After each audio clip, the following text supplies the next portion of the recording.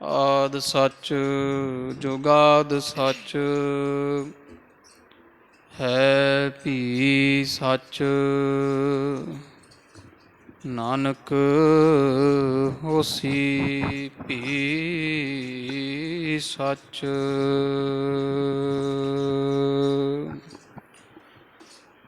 ਸ਼੍ਰੀ ਨਾਨਕ ਪਦ ਪੰਕਜ ਬੰਦਨ ਪਦ ਪੰਕਜ ਬੰਦਨ। ਸਿਮਰੋ ਅੰਗਦ ਦੁਖ ਨਿਕੰਦਨ। ਅਮਰਦਾਸ ਗੁਰ ਹਿਰਦੇ ਧਿਆਵਾਂ ਜੀ ਹਿਰਦੇ ਧਿਆਵਾਂ। ਸ਼੍ਰੀ ਗੁਰ ਰਾਮਦਾਸ ਗੁਣ ਗਾਵਾਂ। ਸ਼੍ਰੀ ਅਰਜਨ ਬਿਘਨ ਨ ਕੇ ਨਾਸ਼ਕ ਜੀ ਬਿਘਨ ਨ ਕੇ ਨਾਸ਼ਕ। ਹਰਿ ਗੋਬਿੰਦ ਸ਼ੁਭ ਸੁਮਤਿ ਪ੍ਰਕਾਸ਼ਕ। ਸ਼੍ਰੀ ਹਰਿ ਰਾਏ ਨਮੋ ਕਰ ਜੋਰੀ ਜੀ ਨਮੋ ਕਰ ਜੋਰੀ। ਗੁਰ ਹਰਿ ਕ੍ਰਿਸ਼ਨ ਮਨਾਏ ਬਹੋਰੀ।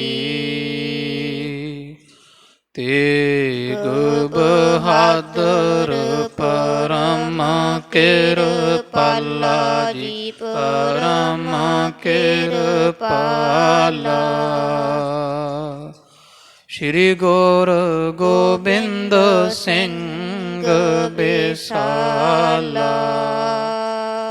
ਤਰੋਂ ਤਰਾ ਪਰ ਪੁੰਨ ਪੁੰਨ ਸੀਸਾ ਜੀ ਪੁੰਨ ਪੁੰਨ ਸੀਸਾ। ਬੰਦੋਂ ਬਾਰ ਬਾਰ ਜਗਦੀਸ਼ਾ। ਜਿਸ ਮਹਿ ਅੰਮ੍ਰਿਤ ਗਿਆਨ ਹੈ ਮਾਣਿਕ ਭਗਤ ਵਿਰਾਗ।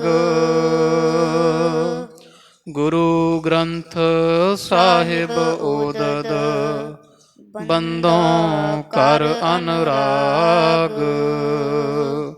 ਸ਼੍ਰੀ ਗੁਰ ਸ਼ਬਦ ਕਮਾਏ ਜਿਨ ਜੀਤੇ ਪੰਚ ਵਿਕਾਰ। ਤਿਨ ਸੰਤਨ ਕੋ ਬੰਦਨਾ ਸਿਰ ਚਰਨਨ ਪਰਤਾਰ।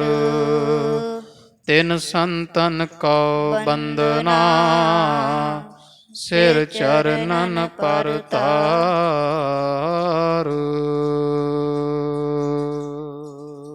ਦੋਹਰਾ। ਸਤਨਾਮ ਸ੍ਰੀ ਵਾਹਿਗੁਰੂ ਸਾਹਿਬ ਜੀਓ। ਦੋਹਰਾ। ਸ਼੍ਰੀ ਹਰਿ ਗੋਬਿੰਦ ਬ੍ਰਿਧ ਕੋ ਦੇਖ ਰਹੇ ਹਰਿ ਖਾਏ। ਕਹਾ ਸੁਧਾਸਰ ਸੁਧ ਸਕਲ ਸਿੱਖ ਸੰਗਤ ਸਮੁਦਾਏ। ਸ਼੍ਰੀ ਹਰਿ ਗੋਬਿੰਦ ਬ੍ਰਿਧ ਕੋ ਦੇਖ ਰਹੇ ਹਰਿ ਖਾਏ। ਕਹਾ ਸੁਧਾਸਰ ਸੁਧ ਸਕਲ ਸਿੱਖ ਸੰਗਤ ਸਮੁਦਾਏ। ਵਾਹਿਗੁਰੂ ਜੀ ਕਾ ਖਾਲਸਾ ਵਾਹਿਗੁਰੂ ਜੀ ਕੀ ਫਤਿਹ।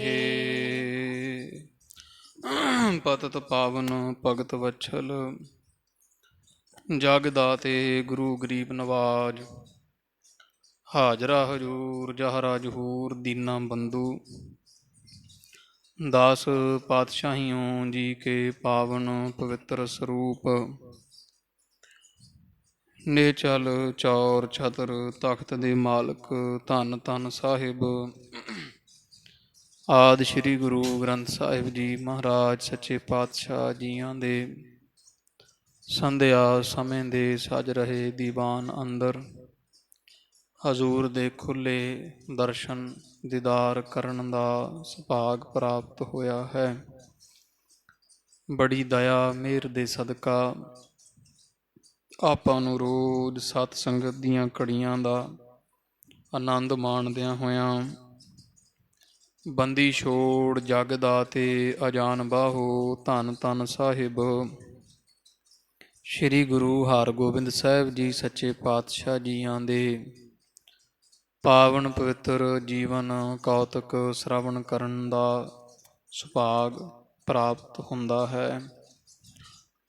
ਕੱਲ੍ਹ ਦੇ ਦੀਵਾਨ ਅੰਦਰ ਆਪਾਂ ਜਥਾ ਪ੍ਰਸੰਗ ਸ਼ਰਵਣ ਕੀਤਾ ਹੈ ਸਾਧ ਸੰਗਤ ਜੀਓ ਕਿ ਧੰਨ ਧੰਨ ਸਾਹਿਬ ਸ੍ਰੀ ਗੁਰੂ ਹਰਗੋਬਿੰਦ ਸਾਹਿਬ ਜੀ ਮਹਾਰਾਜ ਸੱਚੇ ਪਾਤਸ਼ਾਹ ਜੀ ਦਇਆ ਮਿਹਰ ਦੇ ਦਾਤੇ ਗਰੀਬ ਨਵਾਜ਼ ਜੀਆਂ ਸਤਿਗੁਰੂ ਸਭਨਾਂ ਦਾ ਭਲਾ ਮਨਾਇੰਦਾ ਜਿਨ੍ਹਾਂ ਦੇ ਪਿਤਾ ਸਤਿਗੁਰੂ ਸ੍ਰੀ ਗੁਰੂ ਅਰਜਨ ਦੇਵ ਜੀ ਸਾਹਿਬ ਮਹਾਰਾਜ ਜੀਆਂ ਨੂੰ ਜ਼ਾਲਮ ਹਕੂਮਤ ਵੱਲੋਂ ਤਸੀਹੇ ਦੇ ਕੇ ਸ਼ਹੀਦ ਕੀਤਾ ਗਿਆ। ਪਰਨ ਕੀਤਾ ਸੀ ਗੁਰੂ ਹਰਗੋਬਿੰਦ ਸਾਹਿਬ ਜੀ ਅੰਮ੍ਰਿਤਸਰ ਸਾਹਿਬ ਦੀ ਧਰਤੀ ਤੋਂ ਕਿ ਪਾਪੀ ਚੰਦੂ ਦੇ ਨੱਕ ਵਿੱਚ ਨੱਥ ਪਾਵਾਂਗੇ। ਮਹਾਰਾਜ ਆਪ ਹੀ ਸਾਰੀਆਂ ਵਿਧੀਆਂ ਬਣਾ ਲਈਆਂ, ਦਿੱਲੀ ਚਲ ਗਏ, ਦਿੱਲੀੋਂ ਆਗਰਿਓਂ ਚੰਦੂ ਨੇ ਜਿਵੇਂ ਬਾਦਸ਼ਾਹ ਨੂੰ ਭਰਮਾਇਆ ਨਜੂਮੀ ਦੁਆਰਾ ਅਤੇ ਮਹਾਰਾਜ ਨੂੰ ਗਵਾਲੀਅਰ ਦੇ ਕਿਲ੍ਹੇ ਭੇਜ ਦਿੱਤਾ ਗਿਆ। ਮਹਾਰਾਜ ਨੂੰ ਗਵਾਲੀਅਰ ਦੇ ਕਿਲ੍ਹੇ ਭੇਜ ਕਰਕੇ ਅਤੇ ਚੰਦੂ ਬਹੁਤ ਪ੍ਰਸੰਨ ਹੈ ਵੀ ਜੋ ਮੈਂ ਚਾਹੁੰਦਾ ਸੀ ਮੇਰੇ ਮਨ ਪਾਉਂਦੀ ਹੋ ਗਈ ਹੈ। ਹੁਣ ਮੈਂ ਬੜੀ ਛੇਤੀ ਗੁਰੂ ਹਰਗੋਬਿੰਦ ਸਾਹਿਬ ਨੂੰ ਗਵਾਲੀਅਰ ਕਿਲ੍ਹੇ ਕੈਦ ਦੇ ਵਿੱਚ ਹੀ ਕੁਝ ਜ਼ਹਿਰ ਆਦਿਕ ਦੇ ਦਵਾ ਕੇ ਮਰਵਾ ਦੇਵਾਂਗਾ। ਇਸ ਫੁਰਨੇ ਨੂੰ ਪੂਰਾ ਕਰਨ ਵਾਸਤੇ ਪਾਪੀ ਚੰਦੂ ਨੇ ਜਮਾਂਦਾਰ ਜਿਹੜਾ ਹੈ ਭਾਵ ਕਿਲ੍ਹੇਦਾਰ ਗਵਾਲੀਅਰ ਦਾ ਹਰਦਾਸ ਇਹਨੂੰ ਚਿੱਠੀ ਲਿਖੀ ਵੀ ਮੈਂ ਤੈਨੂੰ 5000 ਰੁਪਈਆ ਦੇਵਾਂਗਾ, ਕਈ ਪਿੰਡਾਂ ਦੀ ਜਗੀਰ, ਬਾਦਸ਼ਾਹ ਤੋਂ ਮਾਣ ਸਤਿਕਾਰ ਅਤੇ ਤੇਰਾ ਅਹੁਦੇ ਦੀ ਸਿਫਾਰਿਸ਼ ਕਰਕੇ ਵਧੀਕੀ ਕਰਵਾਵਾਂਗਾ। ਕਰਨਾ ਤੂੰ ਇਹ ਹੈ ਵੀ ਜਿਹੜੇ ਕਿਲ੍ਹੇ ਅੰਦਰ ਗੁਰੂ ਹਰਗੋਬਿੰਦ ਸਾਹਿਬ ਜੀ ਆਏ ਹੈ ਨਾ ਤੇਰੇ ਪਾਸ, ਉਹ ਮੇਰੇ ਦੁਸ਼ਮਣ ਹੈ ਅਤੇ ਮੈਂ ਇੱਕ ਮਨੁੱਖ ਭੇਜਦਾ ਤੇਰੇ ਪਾਸ, ਤੈਨੂੰ ਇਹ ਜਾਮਾਂ ਦੇਵੇਗਾ, ਚੋਲਾ ਪੁਸ਼ਾਕਾ ਜ਼ਹਿਰ ਦੀ ਪੁੱਠ ਲੱਗੀ ਹੋਈ। ਤੂੰ ਇਹ ਆਖਣਾ ਹੈ ਵੀ ਬਾਦਸ਼ਾਹ ਜਹਾਂਗੀਰ ਨੇ ਗੁਰੂ ਹਰਗੋਬਿੰਦ ਸਾਹਿਬ ਜੀ ਤੁਹਾਨੂੰ ਚੋਲਾ ਭੇਂਟ ਕੀਤਾ ਹੈ, ਪੁਸ਼ਾਕਾ ਪਹਿਨਣਾ ਕਰੋ। ਤੋ ਇਹ ਜ਼ਹਿਰ ਵਾਲਾ ਪੁਸ਼ਾਕਾ ਹੇ ਹਰਦਾਸ ਤੂੰ ਗੁਰੂ ਹਰਗੋਬਿੰਦ ਸਾਹਿਬ ਨੂੰ ਪਹਿਨਾਉਣਾ ਹੈ ਅਤੇ ਜਦੋਂ ਇਹ ਚੜ੍ਹਾਈ ਕਰ ਜਾਣਗੇ ਅਤੇ ਤੈਨੂੰ ਮੂੰਹ ਮੰਗਿਆ ਇਨਾਮ ਸ਼ਨਾਮ ਦਿੱਤਾ ਜਾਵੇਗਾ। ਉਹ ਮਨੁੱਖ ਭੇਜ ਦਿੱਤਾ, ਗਵਾਲੀਅਰ ਪਹੁੰਚਿਆ, ਉਹਨੇ ਜਾ ਚਿੱਠੀ ਹਰਦਾਸ ਕਿਲ੍ਹੇਦਾਰ ਨੂੰ ਵਿਖਾਈ ਹੈ। ਉਹਨੇ ਪੜ੍ਹ ਕੇ ਬੜਾ ਹੈਰਾਨ ਹੋਇਆ। ਗੁਰੂ ਹਰਗੋਬਿੰਦ ਸਾਹਿਬ ਮਹਾਰਾਜ ਨੂੰ ਸਾਰੀ ਚਿੱਠੀ ਪੜ੍ਹ ਕੇ ਸੁਣਾਈ ਵੀ ਮਹਾਰਾਜ ਚੰਦੂ ਦੀ ਆਹ ਖੁਟਿਆਈ ਹੈ ਅਤੇ ਮਹਾਰਾਜ ਤਾਂ ਪਹਿਲਾਂ ਹੀ ਜਾਣਦੇ ਸੀ ਸੱਚੇ ਪਾਤਸ਼ਾਹ। ਇਹਨੇ ਆਖਿਆ ਮਹਾਰਾਜ ਮੈਂ ਇਹ ਕੰਮ ਨਹੀਂ ਕਰ ਸਕਦਾ। ਗਰੀਬ ਨਵਾਜ਼ ਕਹਿੰਦੇ ਕੋਈ ਗੱਲ ਨਹੀਂ ਹਰਦਾਸ, ਚੰਦੂ ਪਾਪੀ ਦੀ ਮੌਤ ਆਈ ਹੈ ਤਾਂ ਵਾਰ-ਵਾਰ ਇੱਟ ਖੜਿੱਕੇ ਲੈਂਦਾ, ਥੋੜ੍ਹੇ ਦਿਨ ਇਹਦੇ ਜਾਂਦੇ ਹੈ ਅਤੇ ਛੇਤੀ ਅਸੀਂ ਇਹਨੂੰ ਨਰਕਾਂ ਨੂੰ ਤੋਰਾਂਗੇ। ਉਹ ਹਰਦਾਸ ਦੌੜਿਆ ਬਾਹਰ ਆਇਆ ਅਤੇ ਚਿੱਠੀ ਲੈ ਕੇ ਆਏ ਮਨੁੱਖ ਨੂੰ ਠੋਕ ਕੇ ਜਵਾਬ ਦਿੱਤਾ ਵੀ ਇਹੋ ਜਿਹਾ ਪਾਪ ਚੰਦੂ ਨੂੰ ਕਹਿ ਤੈਨੂੰ ਮੁਬਾਰਕ, ਮੇਰੇ ਤਾਂ ਪ੍ਰਾਣਾਂ ਦੇ ਦਾਤੇ ਹੈ ਗੁਰੂ ਹਰਗੋਬਿੰਦ ਸਾਹਿਬ ਜੀ, ਮੈਂ ਉਹਨਾਂ ਨੂੰ ਜ਼ਹਿਰ ਦੇਣ ਦਾ ਕੀ ਸੋਚ ਨਹੀਂ ਸਕਦਾ। ਜਵਾਬ ਦੇ ਦਿੱਤਾ। ਚੰਦੂ ਪਾਸ ਖਬਰ ਗਈ, ਬੜਾ ਦੁਖੀ ਹੋਇਆ। ਫਿਰ ਇਹਨੇ ਆਖਿਆ ਸੋਚਿਆ ਵੀ ਕੰਮ ਤਾਂ ਫਿਰ ਔਖਾ ਹੋ ਗਿਆ ਹੈ। ਗੁਰੂ ਹਰਗੋਬਿੰਦ ਸਾਹਿਬ ਮਹਾਰਾਜ ਨੂੰ ਕਿਲ੍ਹੇਦਾਰ ਨੇ ਜ਼ਹਿਰ ਦੇਣੋਂ ਨਾਂਹ ਕਰ ਦਿੱਤੀ ਹੈ, ਕੀ ਕੀਤਾ ਜਾਵੇ। ਦਿਨ ਪੂਰੇ ਹੋਣ ਵਾਲੇ ਹੈ, 40 ਦਿਨ ਵਾਸਤੇ ਮਹਾਰਾਜ ਗਏ। ਫਿਰ ਇਹਨੇ ਸਭ ਨੂੰ ਸਮਝਾਇਆ ਵੀ ਬਾਦਸ਼ਾਹ ਨੂੰ ਯਾਦ ਹੀ ਨਾ ਕਰਵਾਓ ਗੁਰੂ ਹਰਗੋਬਿੰਦ ਸਾਹਿਬ ਜੀ ਬਾਰੇ, ਜੇ ਕਿਤੇ ਗੱਲ ਕਰ ਵੀ ਦੇਣ ਅਤੇ ਤੁਸੀਂ ਆਖਣਾ ਵੀ ਸਾੜ ਸਤੀ ਜੇ 7.5 ਸਾਲ ਰਹਿਣੀ ਬਾਦਸ਼ਾਹ, ਅਤੇ ਇਹ ਨਾ ਹੋਵੇ ਵੀ ਕੋਈ ਨਾ ਜਾਣੇ ਉਹ ਫੇਰ ਚੜ੍ਹ ਆਵੇ। ਅਤੇ ਗੁਰੂ ਹਰਗੋਬਿੰਦ ਸਾਹਿਬ ਜੀ ਜੇ ਕਿਲ੍ਹੇ 'ਚ ਬੈਠੇ ਉਹਨਾਂ ਨਾਮ ਹੀ ਜਪਣਾ ਜਪੀ ਜਾਣ ਦਿਓ, ਤੁਸੀਂ ਇੱਥੇ ਆਨੰਦ ਮਾਣੋ, ਉਹ ਉੱਥੇ ਆਨੰਦ ਮਾਣਦੇ ਆ। ਖਜ਼ਾਨੇ 'ਚੋਂ ਮਾਇਆ ਖੁੱਲ੍ਹੀ ਜਾਈ ਜਾਂਦੀ ਹੈ, ਰਸਤਾਂ 'ਚ ਪਹੁੰਚੀ ਜਾਂਦੀਆਂ, ਉਹਨਾਂ ਨੂੰ ਕਿਲੇ ਵਿੱਚ ਹੀ ਰਹਿਣ ਦਿਓ। ਇਸ ਤਰ੍ਹਾਂ ਤੁਸਾਂ ਕਹਿ ਦੇਣਾ ਹੈ। ਇਹਨੇ ਵੱਢੀ ਦੇ ਕੇ ਖਾਲਸਾ ਜੀ ਸਾਰੇ ਅਮਰਾਵ ਜਿਹੜੇ ਉਹ ਖਰੀਦ ਲਏ ਸਨ। ਅਤੇ ਫਿਰ ਸੱਚੇ ਪਾਤਸ਼ਾਹ ਗੁਰੂ ਹਰਗੋਬਿੰਦ ਸਾਹਿਬ ਮਹਾਰਾਜ 40 ਦਿਨ ਇੱਥੇ ਕੈਦ ਰਹੇ। ਜਦੋਂ 41 ਅਤੇ 42ਵਾਂ ਦਿਨ ਲੰਘਿਆ, ਮਹਾਰਾਜ ਤਾਂ ਬੇਪਰਵਾਹ ਸੱਚੇ ਪਾਤਸ਼ਾਹ ਜੀ ਮੌਜ ਦੇ ਮਾਲਕ, ਪਰ ਜਿਹੜੇ 5 ਸਿੱਖ ਮਹਾਰਾਜ ਦੇ ਨਾਲ ਭਾਈ ਜੇਠਾ ਪੁਰਾਣਾ ਵਰਗੇ ਮਹਾਂਪੁਰਖ ਗਏ ਸਨ, ਉਹ ਹੁਣ ਜਾਣਦੇ ਸੀ, ਕਿਉਂਕਿ ਚੰਦੂ ਦੀ ਖਟਿਆਈ ਇਹਨਾਂ ਨੇ ਵੇਖੀ ਹੋਈ ਹੈ ਲਾਹੌਰ, ਅਤੇ ਇੱਕ ਦੂਜੇ ਨੂੰ ਕਹਿੰਦੇ ਤਾਂ ਉਹੀ ਮਾਹੌਲ ਬਣਦਾ ਜਾਂਦਾ ਜਿਹੜਾ ਲਾਹੌਰ ਬਣਿਆ ਸੀਗਾ। ਇਹਨਾਂ ਤਾਂ ਨਹੀਂ ਛੱਡਣਾ, ਗੁਰੂ ਹਰਗੋਬਿੰਦ ਸਾਹਿਬ ਮਹਾਰਾਜ ਨੂੰ ਜ਼ਰੂਰ ਇਹ ਵੀ ਤਸੀਹੇ ਦੇਣਗੇ ਜਿਵੇਂ ਪਹਿਲਾਂ ਵਾਲਾ ਸਭ ਕੁਝ ਵਾਪਰੇਗਾ। ਅਤੇ ਸਿੱਖਾਂ ਸਲਾਹ ਕੀਤੀ ਵੀ ਆਪਾਂ ਗੁਰੂ ਦੀ ਸਦਾ ਹੀ ਸਿੱਖ ਨੂੰ ਲੋੜ ਹੁੰਦੀ ਹੈ, ਅਤੇ ਗੁਰੂ ਸਾਹਿਬ ਦਾ ਜਿੰਨੇ ਮਰਜ਼ੀ ਸਿੱਖ ਬਣਾ ਸਕਦੇ, ਪਰ ਸਾਰੇ ਸਿੱਖ ਰਲ ਕੇ ਗੁਰੂ ਨਹੀਂ ਪੈਦਾ ਕਰ ਸਕਦੇ। ਇਸ ਕਰਕੇ ਆਪਾਂ ਗੁਰੂ ਹਰਗੋਬਿੰਦ ਸਾਹਿਬ ਸੱਚੇ ਪਾਤਸ਼ਾਹ ਮਹਾਰਾਜ ਨੂੰ ਕਿਸੇ ਤਰ੍ਹਾਂ ਕਿਲੇ 'ਚੋਂ ਕਢਵਾਈਏ। ਸਲਾਹ ਕੀਤੀ ਵੀ ਕਰਾਮਾਤ ਵਿਖਾਏ ਬਿਨਾਂ ਬਾਦਸ਼ਾਹ ਦੀ ਮੱਤ ਟਿਕਾਣੇ ਨਹੀਂ ਆਉਣੀ। ਅਤੇ ਫਿਰ ਭਾਈ ਪੁਰਾਣਾ ਜੀ ਕਹਿੰਦੇ ਠੀਕ ਹੈ, ਪਰ ਗੁਰੂ ਹਰਗੋਬਿੰਦ ਸਾਹਿਬ ਜੀ ਨੂੰ ਪਤਾ ਲੱਗੇਗਾ, ਅਤੇ ਉਹ ਮਹਾਰਾਜ ਜਦੋਂ ਆਪਣੇ ਝਿੜਕਣਗੇ ਵੀ ਤੁਹਾਨੂੰ ਕਿਹਨੇ ਆਖਿਆ ਸੀ ਕਰਾਮਾਤ ਵਿਖਾਉਣ ਨੂੰ, ਸਾਡੀ ਆਗਿਆ ਤੋਂ ਬਿਨਾਂ ਹੀ ਤੁਸੀਂ ਮਨਮਰਜ਼ੀ ਕੀਤੀ। ਅਤੇ ਜੇ ਮਹਾਰਾਜ ਦੇ ਮੁਖੋਂ ਕੋਈ ਬਚਨ ਨਿਕਲਿਆ ਗੁੱਸੇ ਦੇ ਅੰਦਰ, ਅਤੇ ਆਪਾਂ ਨਾ ਇੱਥੇ ਬਚ ਸਕਣਾ ਅਤੇ ਨਾ ਆਪਾਂ ਘਰ ਗਿਆ ਛੁਟਕਾਰਾ ਹੋਣਾ, ਕੀ ਕਰਾਂਗੇ।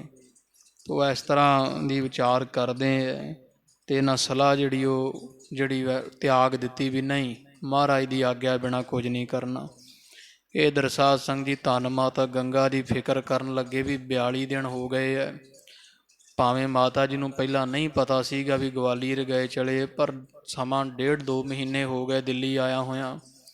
ਇੱਕ ਸਿੱਖ ਦਿੱਲੀ ਭੇਜਿਆ, ਦਿੱਲੀਓਂ ਪਤਾ ਲੱਗਿਆ ਵੀ ਮਹਾਰਾਜ ਇੱਧਰ ਆਗਰੇ ਆ ਗਏ ਹੈ। ਸਿੱਖ ਆਗਰੇ ਗਿਆ, ਉੱਥੋਂ ਪੁੱਛ ਪੜਤਾਲ ਕੀਤੀ, ਕਹਿੰਦੇ ਜੀ ਮਹਾਰਾਜ ਤਾਂ ਗਵਾਲੀਅਰ ਭੇਜ ਦਿੱਤੇ, ਜਹਾਂਗੀਰ ਨੇ ਭੇਜੇ ਕਿਉਂ ਆ ਕਿਸੇ ਨੂੰ ਕੋਈ ਪਤਾ ਨਹੀਂ। ਉਹ ਲਾਹੌਰ ਵਾਲਾ ਸਾਰਾ ਮਾਹੌਲ ਜਾਣਿਆ, ਸਿੱਖ ਦੌੜਿਆ, ਅੰਮ੍ਰਿਤਸਰ ਆਇਆ, ਮਾਤਾ ਗੰਗਾ ਜੀ ਨੂੰ ਦੱਸਿਆ। ਮਾਤਾ ਗੰਗਾ ਜੀ ਬੜੇ ਫਿਕਰਮੰਦ ਹੁੰਦੇ, ਬਾਬਾ ਬੁੱਢਾ ਸਾਹਿਬ ਜੀ ਨੂੰ ਬੀੜ ਸਾਹਿਬ ਤੋਂ ਸੱਦਾ ਭੇਜ ਬੁਲਾਇਆ, ਅਤੇ ਸੱਦ ਕੇ ਆਖਿਆ ਵੀ ਤੁਸੀਂ ਸਿਆਣੇ ਹੋ, ਜਿਵੇਂ ਵੀ ਹੁੰਦਾ ਹੈ ਗੁਰੂ ਹਰਗੋਬਿੰਦ ਸਾਹਿਬ ਨੂੰ ਵਾਪਸ ਲੈ ਕੇ ਆਓ। ਪਤਾ ਨਹੀਂ ਹੁਣ ਜ਼ਾਲਮ ਹਕੂਮਤ ਅਤੇ ਚੰਦੂ ਦੇ ਮਨ ਵਿੱਚ ਕੀ ਪੱਕੀ ਜਾਂਦਾ, ਕੀ ਕਰਨ ਨੂੰ ਫਿਰਦੇ ਆ, ਕਿਸੇ ਨੂੰ ਕੋਈ ਪਤਾ ਨਹੀਂ ਮਹਾਰਾਜ ਕਿੱਧਰ ਗਏ ਆ, ਗਵਾਲੀਅਰ ਗਏ ਕਿਉਂ ਹੈ। ਤੋ ਬਾਬਾ ਬੁੱਢਾ ਸਾਹਿਬ ਜੀ ਫਿਰ ਸਾਧ ਸੰਗਤ ਜੀ ਸਿੱਖ ਸਲਾਹ ਕਰ ਹੀ ਰਹੇ ਸੀ ਜਦੋਂ ਗਵਾਲੀਅਰ ਪਹੁੰਚ ਗਏ। ਜਦੋਂ ਮਹਾਂਪੁਰਖ ਗਵਾਲੀਅਰ ਪਹੁੰਚੇ, ਉਹਨਾਂ ਸਾਰੀ ਗੱਲਬਾਤ ਜਿਹੜੀ ਉੱਥੇ ਕਰਨਾ ਕੀਤੀ। ਪੁੱਛਿਆ ਵੀ ਆਪ ਕਿਵੇਂ ਆਏ, ਆਖਿਆ ਸਾਨੂੰ ਮਾਤਾ ਜੀ ਨੇ ਭੇਜਿਆ। ਇਹਨਾਂ ਸਾਰਾ ਵਾਰਤਾ ਸੁਣਾਈ ਵੀ ਬਾਬਾ ਜੀ ਕੰਮ ਤਾਂ ਬਹੁਤ ਖਰਾਬ ਬਣਦਾ ਜਾਂਦਾ ਹੈ, 42 ਦਿਨ ਹੋ ਚੱਲੇ ਹੈ, ਅਤੇ 40 ਦਿਨ ਦਾ ਵਾਅਦਾ ਕੀਤਾ ਸੀ ਬਾਦਸ਼ਾਹ ਨੇ। ਇਹ ਤਾਂ ਲਾਹੌਰ ਵਾਲੇ ਲੱਛਣ ਜੇ ਪ੍ਰਗਟ ਹੁੰਦੇ ਪਏ ਹੈ। ਬੜਾ ਵੱਡਾ ਚੰਦੂ ਧੋਖਾ ਕਰ ਰਹੇ ਆ ਮਹਾਰਾਜ ਨੂੰ ਮਰਵਾਉਣ ਦੀ ਖਾਤਰ, ਅਤੇ ਕੀ ਕੀਤਾ ਜਾਵੇ। ਅਜਮਤ ਵਿਖਾਏ ਬਿਨਾਂ ਬਾਦਸ਼ਾਹ ਦੀ ਮੱਤ ਨਹੀਂ ਟਿਕਾਣੇ ਆਉਣੀ।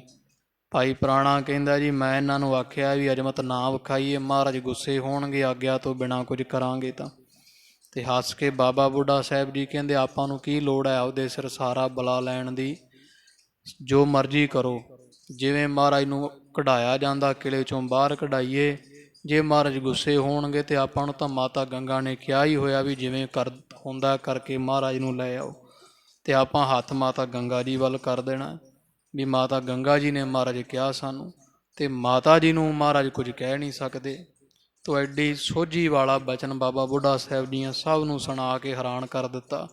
ਜਿੱਥੇ ਕੋਈ ਰਾਹ ਨਹੀਂ ਸੀ ਨਿਕਲਦਾ ਉੱਥੇ ਵੀ ਰਾਹ ਕੱਢ ਵਿਖਾਇਆ। ਤੋ ਅੱਗੇ ਜਿਵੇਂ ਸਾਧ ਸੰਗਤ ਜੀ ਫਿਰ ਭਾਈ ਜੇਠਾ ਪੁਰਾਣਾ ਵਰਗੇ ਸ਼ੇਰ ਬਣ ਕੇ ਰਾਤ ਨੂੰ ਬਾਦਸ਼ਾਹ ਜਹਾਂਗੀਰ ਦੀ ਛਾਤੀ 'ਤੇ ਜਾ ਚੜ੍ਹਦੇ ਰਹੇ, ਅਤੇ ਇਹਦੀਆਂ ਪੁੱਬਾਂ ਕਢਵਾਈਆਂ। ਬੜਾ ਤਪਿਆ ਖਪਿਆ, ਸਾਰੇ ਮਹਿਲ ਵਿੱਚ ਹਫੜਾ ਦਫੜੀ ਮੱਚੀ ਰਹੀ। ਉਹ ਸਾਰੇ ਪ੍ਰਸੰਗ ਆ ਜਾਣਗੇ ਜਿਵੇਂ ਪ੍ਰਸੰਗ ਆਰੰਭ ਹੁੰਦਾ। ਭਾਈ ਚਿੱਤ ਬਿਰਤੀ ਨੂੰ ਇਕਾਗਰ ਕਰਦਿਆਂ ਧੰਨ ਗੁਰੂ ਹਰਗੋਬਿੰਦ ਸਾਹਿਬ ਸੱਚੇ ਪਾਤਸ਼ਾਹ ਮਹਾਰਾਜ ਨੂੰ ਹਿਰਦੇ ਵਸਾਈਏ। ਰਸਨਾ ਕਰੀਏ ਪਵਿੱਤਰ ਜੀ। ਆਖੋ ਜੀ ਸਤਨਾਮ। ਸ਼੍ਰੀ ਵਾਹਿਗੁਰੂ ਸਾਹਿਬ ਜੀ। ਸਤਨਾਮ। ਸ਼੍ਰੀ ਵਾਹਿਗੁਰੂ ਸਾਹਿਬ ਜੀ। ਸਤਨਾਮ। ਸ਼੍ਰੀ ਵਾਹਿਗੁਰੂ ਸਾਹਿਬ ਜੀਓ। ਦੋਹਰਾ। ਸ਼੍ਰੀ ਹਰਗੋਬਿੰਦ ਬਿਰਧ ਕੋ। ਤੋ ਇੱਧਰ ਸਾਧ ਸੰਗਤ ਜੀ ਬਾਬਾ ਬੁੱਢਾ ਸਾਹਿਬ ਜੀ ਫਿਰ ਇੱਥੇ ਆ ਗਏ ਸੀ ਗਵਾਲੀਅਰ। ਮਹਾਰਾਜ ਜਦੋਂ ਬਰਾਜ ਰਹੇ ਸਨ ਤੇ ਜਦੋਂ ਫਿਰ ਗੁਰੂ ਹਰਗੋਬਿੰਦ ਸਾਹਿਬ ਜੀ ਜਾਗੇ ਐ ਨੀਂਦ ਤੋਂ, ਬਾਬਾ ਬੁੱਢਾ ਸਾਹਿਬ ਜੀ ਦਰਸ਼ਨ ਕਰਨ ਪਹੁੰਚੇ। ਗੁਰੂ ਹਰਗੋਬਿੰਦ ਸਾਹਿਬ ਜੀਆਂ ਬਾਬਾ ਬੁੱਢਾ ਸਾਹਿਬ ਜੀ ਨੂੰ ਆਇਆਂ ਵੇਖ ਕੇ ਦੇਖ ਰਹੇ ਹਰ ਖਾਏ। ਪਾਤਸ਼ਾਹ ਬੜੇ ਖੁਸ਼ ਹੋਏ। ਗੁਰੂ ਹਰਗੋਬਿੰਦ ਸਾਹਿਬ ਜੀ ਬਾਬਾ ਬੁੱਢਾ ਸਾਹਿਬ ਜੀ ਨੂੰ ਗਵਾਲੀਅਰ ਵੇਖ ਕੇ ਬੜੇ ਪ੍ਰਸੰਨ ਹੋਏ ਹਨ।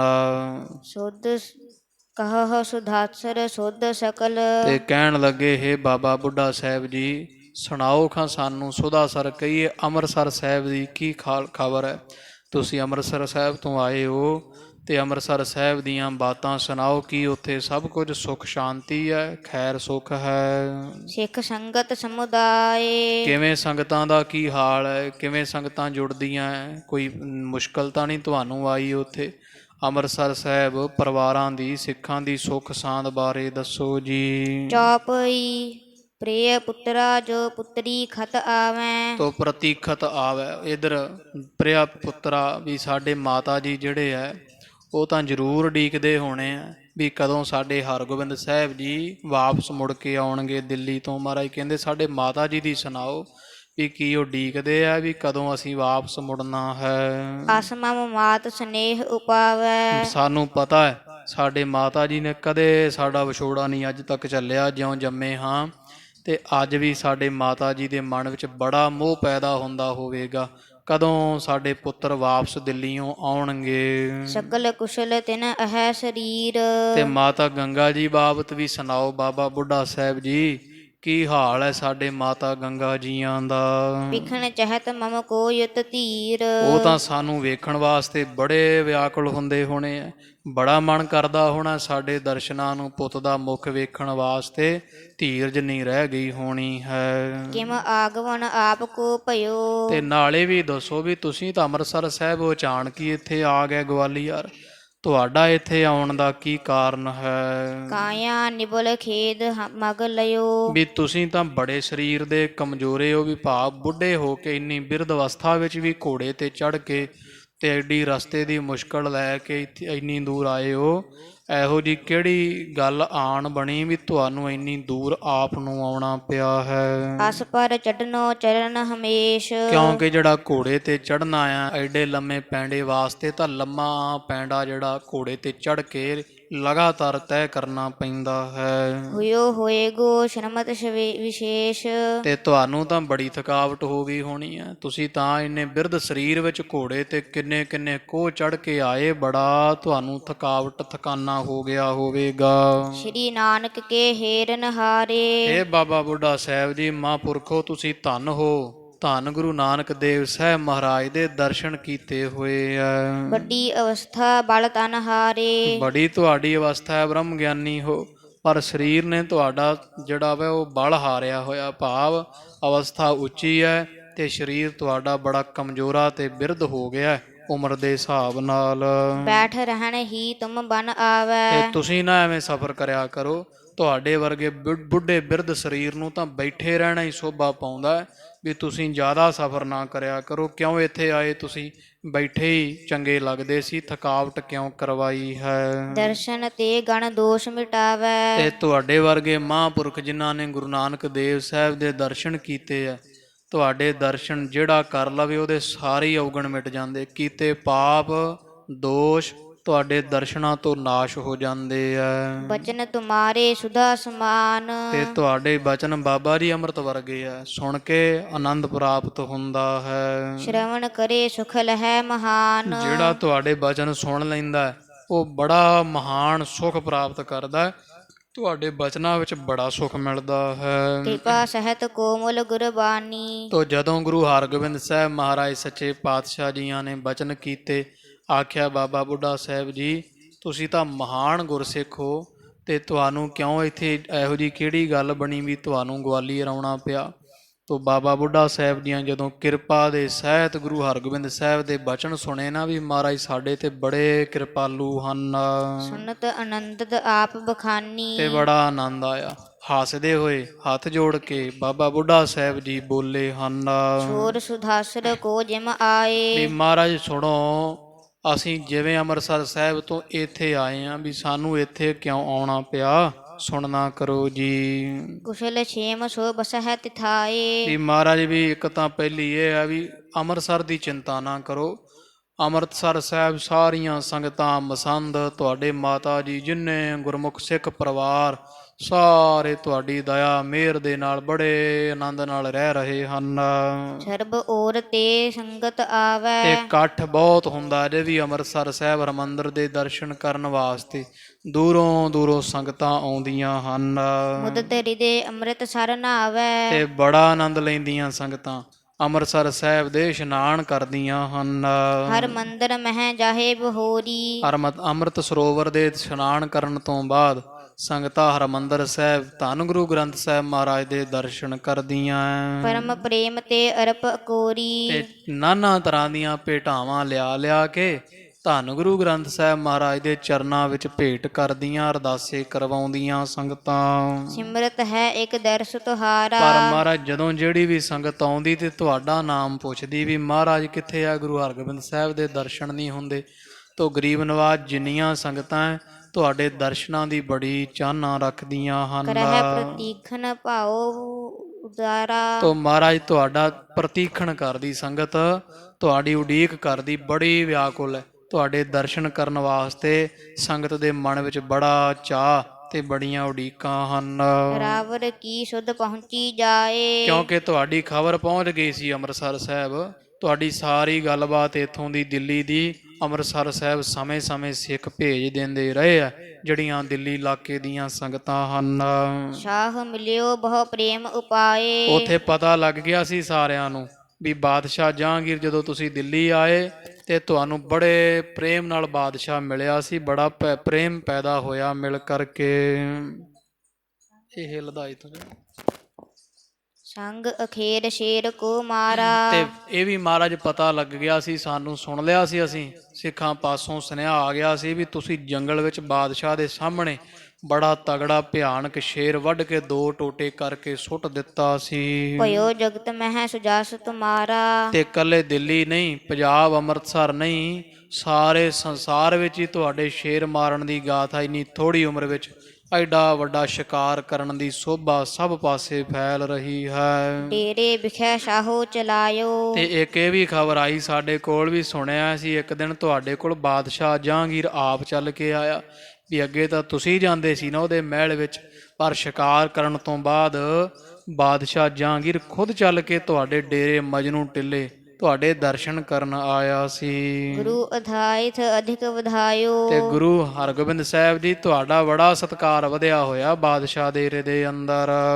ਪੁਨਹ ਦੁਰਗ ਮਹਿ ਪ੍ਰਵਿਸ਼ਨ ਸੁਨਿਓ। ਤੇ ਫਿਰ ਮਹਾਰਾਜ ਕਿਲੇ ਵਿੱਚ ਜਿਹੜਾ ਪ੍ਰਵੇਸ਼ ਸੁਣਿਆ ਸੀ ਵੀ ਇਹ ਵੀ ਗੱਲ ਖਬਰ ਪਹੁੰਚ ਗਈ ਵੀ ਤੁਹਾਨੂੰ ਦਿੱਲੀੋਂ ਤੁਸੀਂ ਆਗਰੇ ਚਲੇ ਗਏ, ਆਗਰੇ ਸ਼ਿਕਾਰ ਵੀ ਖੇਡਦੇ ਰਹਿ ਜਾ ਕਰਕੇ, ਤੇ ਫਿਰ ਮਹਾਰਾਜ ਆਪ ਆਗਰੇ ਤੋਂ ਤੁਹਾਨੂੰ ਗਵਾਲੀਅਰ ਭੇਜ ਦਿੱਤਾ ਗਿਆ। ਆਪ ਗਵਾਲੀਅਰ ਦੇ ਕਿਲੇ ਵਿੱਚ ਆ ਗਏ ਸੀ। ਮਾਤ ਬਿਸੂਰਤ ਸਿਰ ਕੋ ਧੁਨਿਓ। ਤੇ ਜਦੋਂ ਇਹ ਖਬਰ ਧੰਨ ਮਾਤਾ ਗੰਗਾ ਜੀ ਨੂੰ ਪਤਾ ਲੱਗੀ, ਤੁਹਾਡੇ ਮਾਤਾ ਜੀ ਨੂੰ ਵੀ ਮਹਾਰਾਜ ਸਾਡੇ ਪੁੱਤਰ ਨੂੰ ਇੱਥੇ ਕਿਲੇ ਘੱਲ ਦਿੱਤਾ ਹੈ ਗਵਾਲੀਅਰ ਦੇ, ਮਾਤਾ ਗੰਗਾ ਜੀ ਸਿਰ ਫੇਰਨ ਲੱਗ ਪਏ, ਭਾਵ ਕਿ ਬਹੁਤ ਦੁਖੀ ਹੋਏ ਸੁਣ ਕੇ, ਬੜੇ ਝੁਰਨ ਲੱਗ ਪਏ ਸਨ।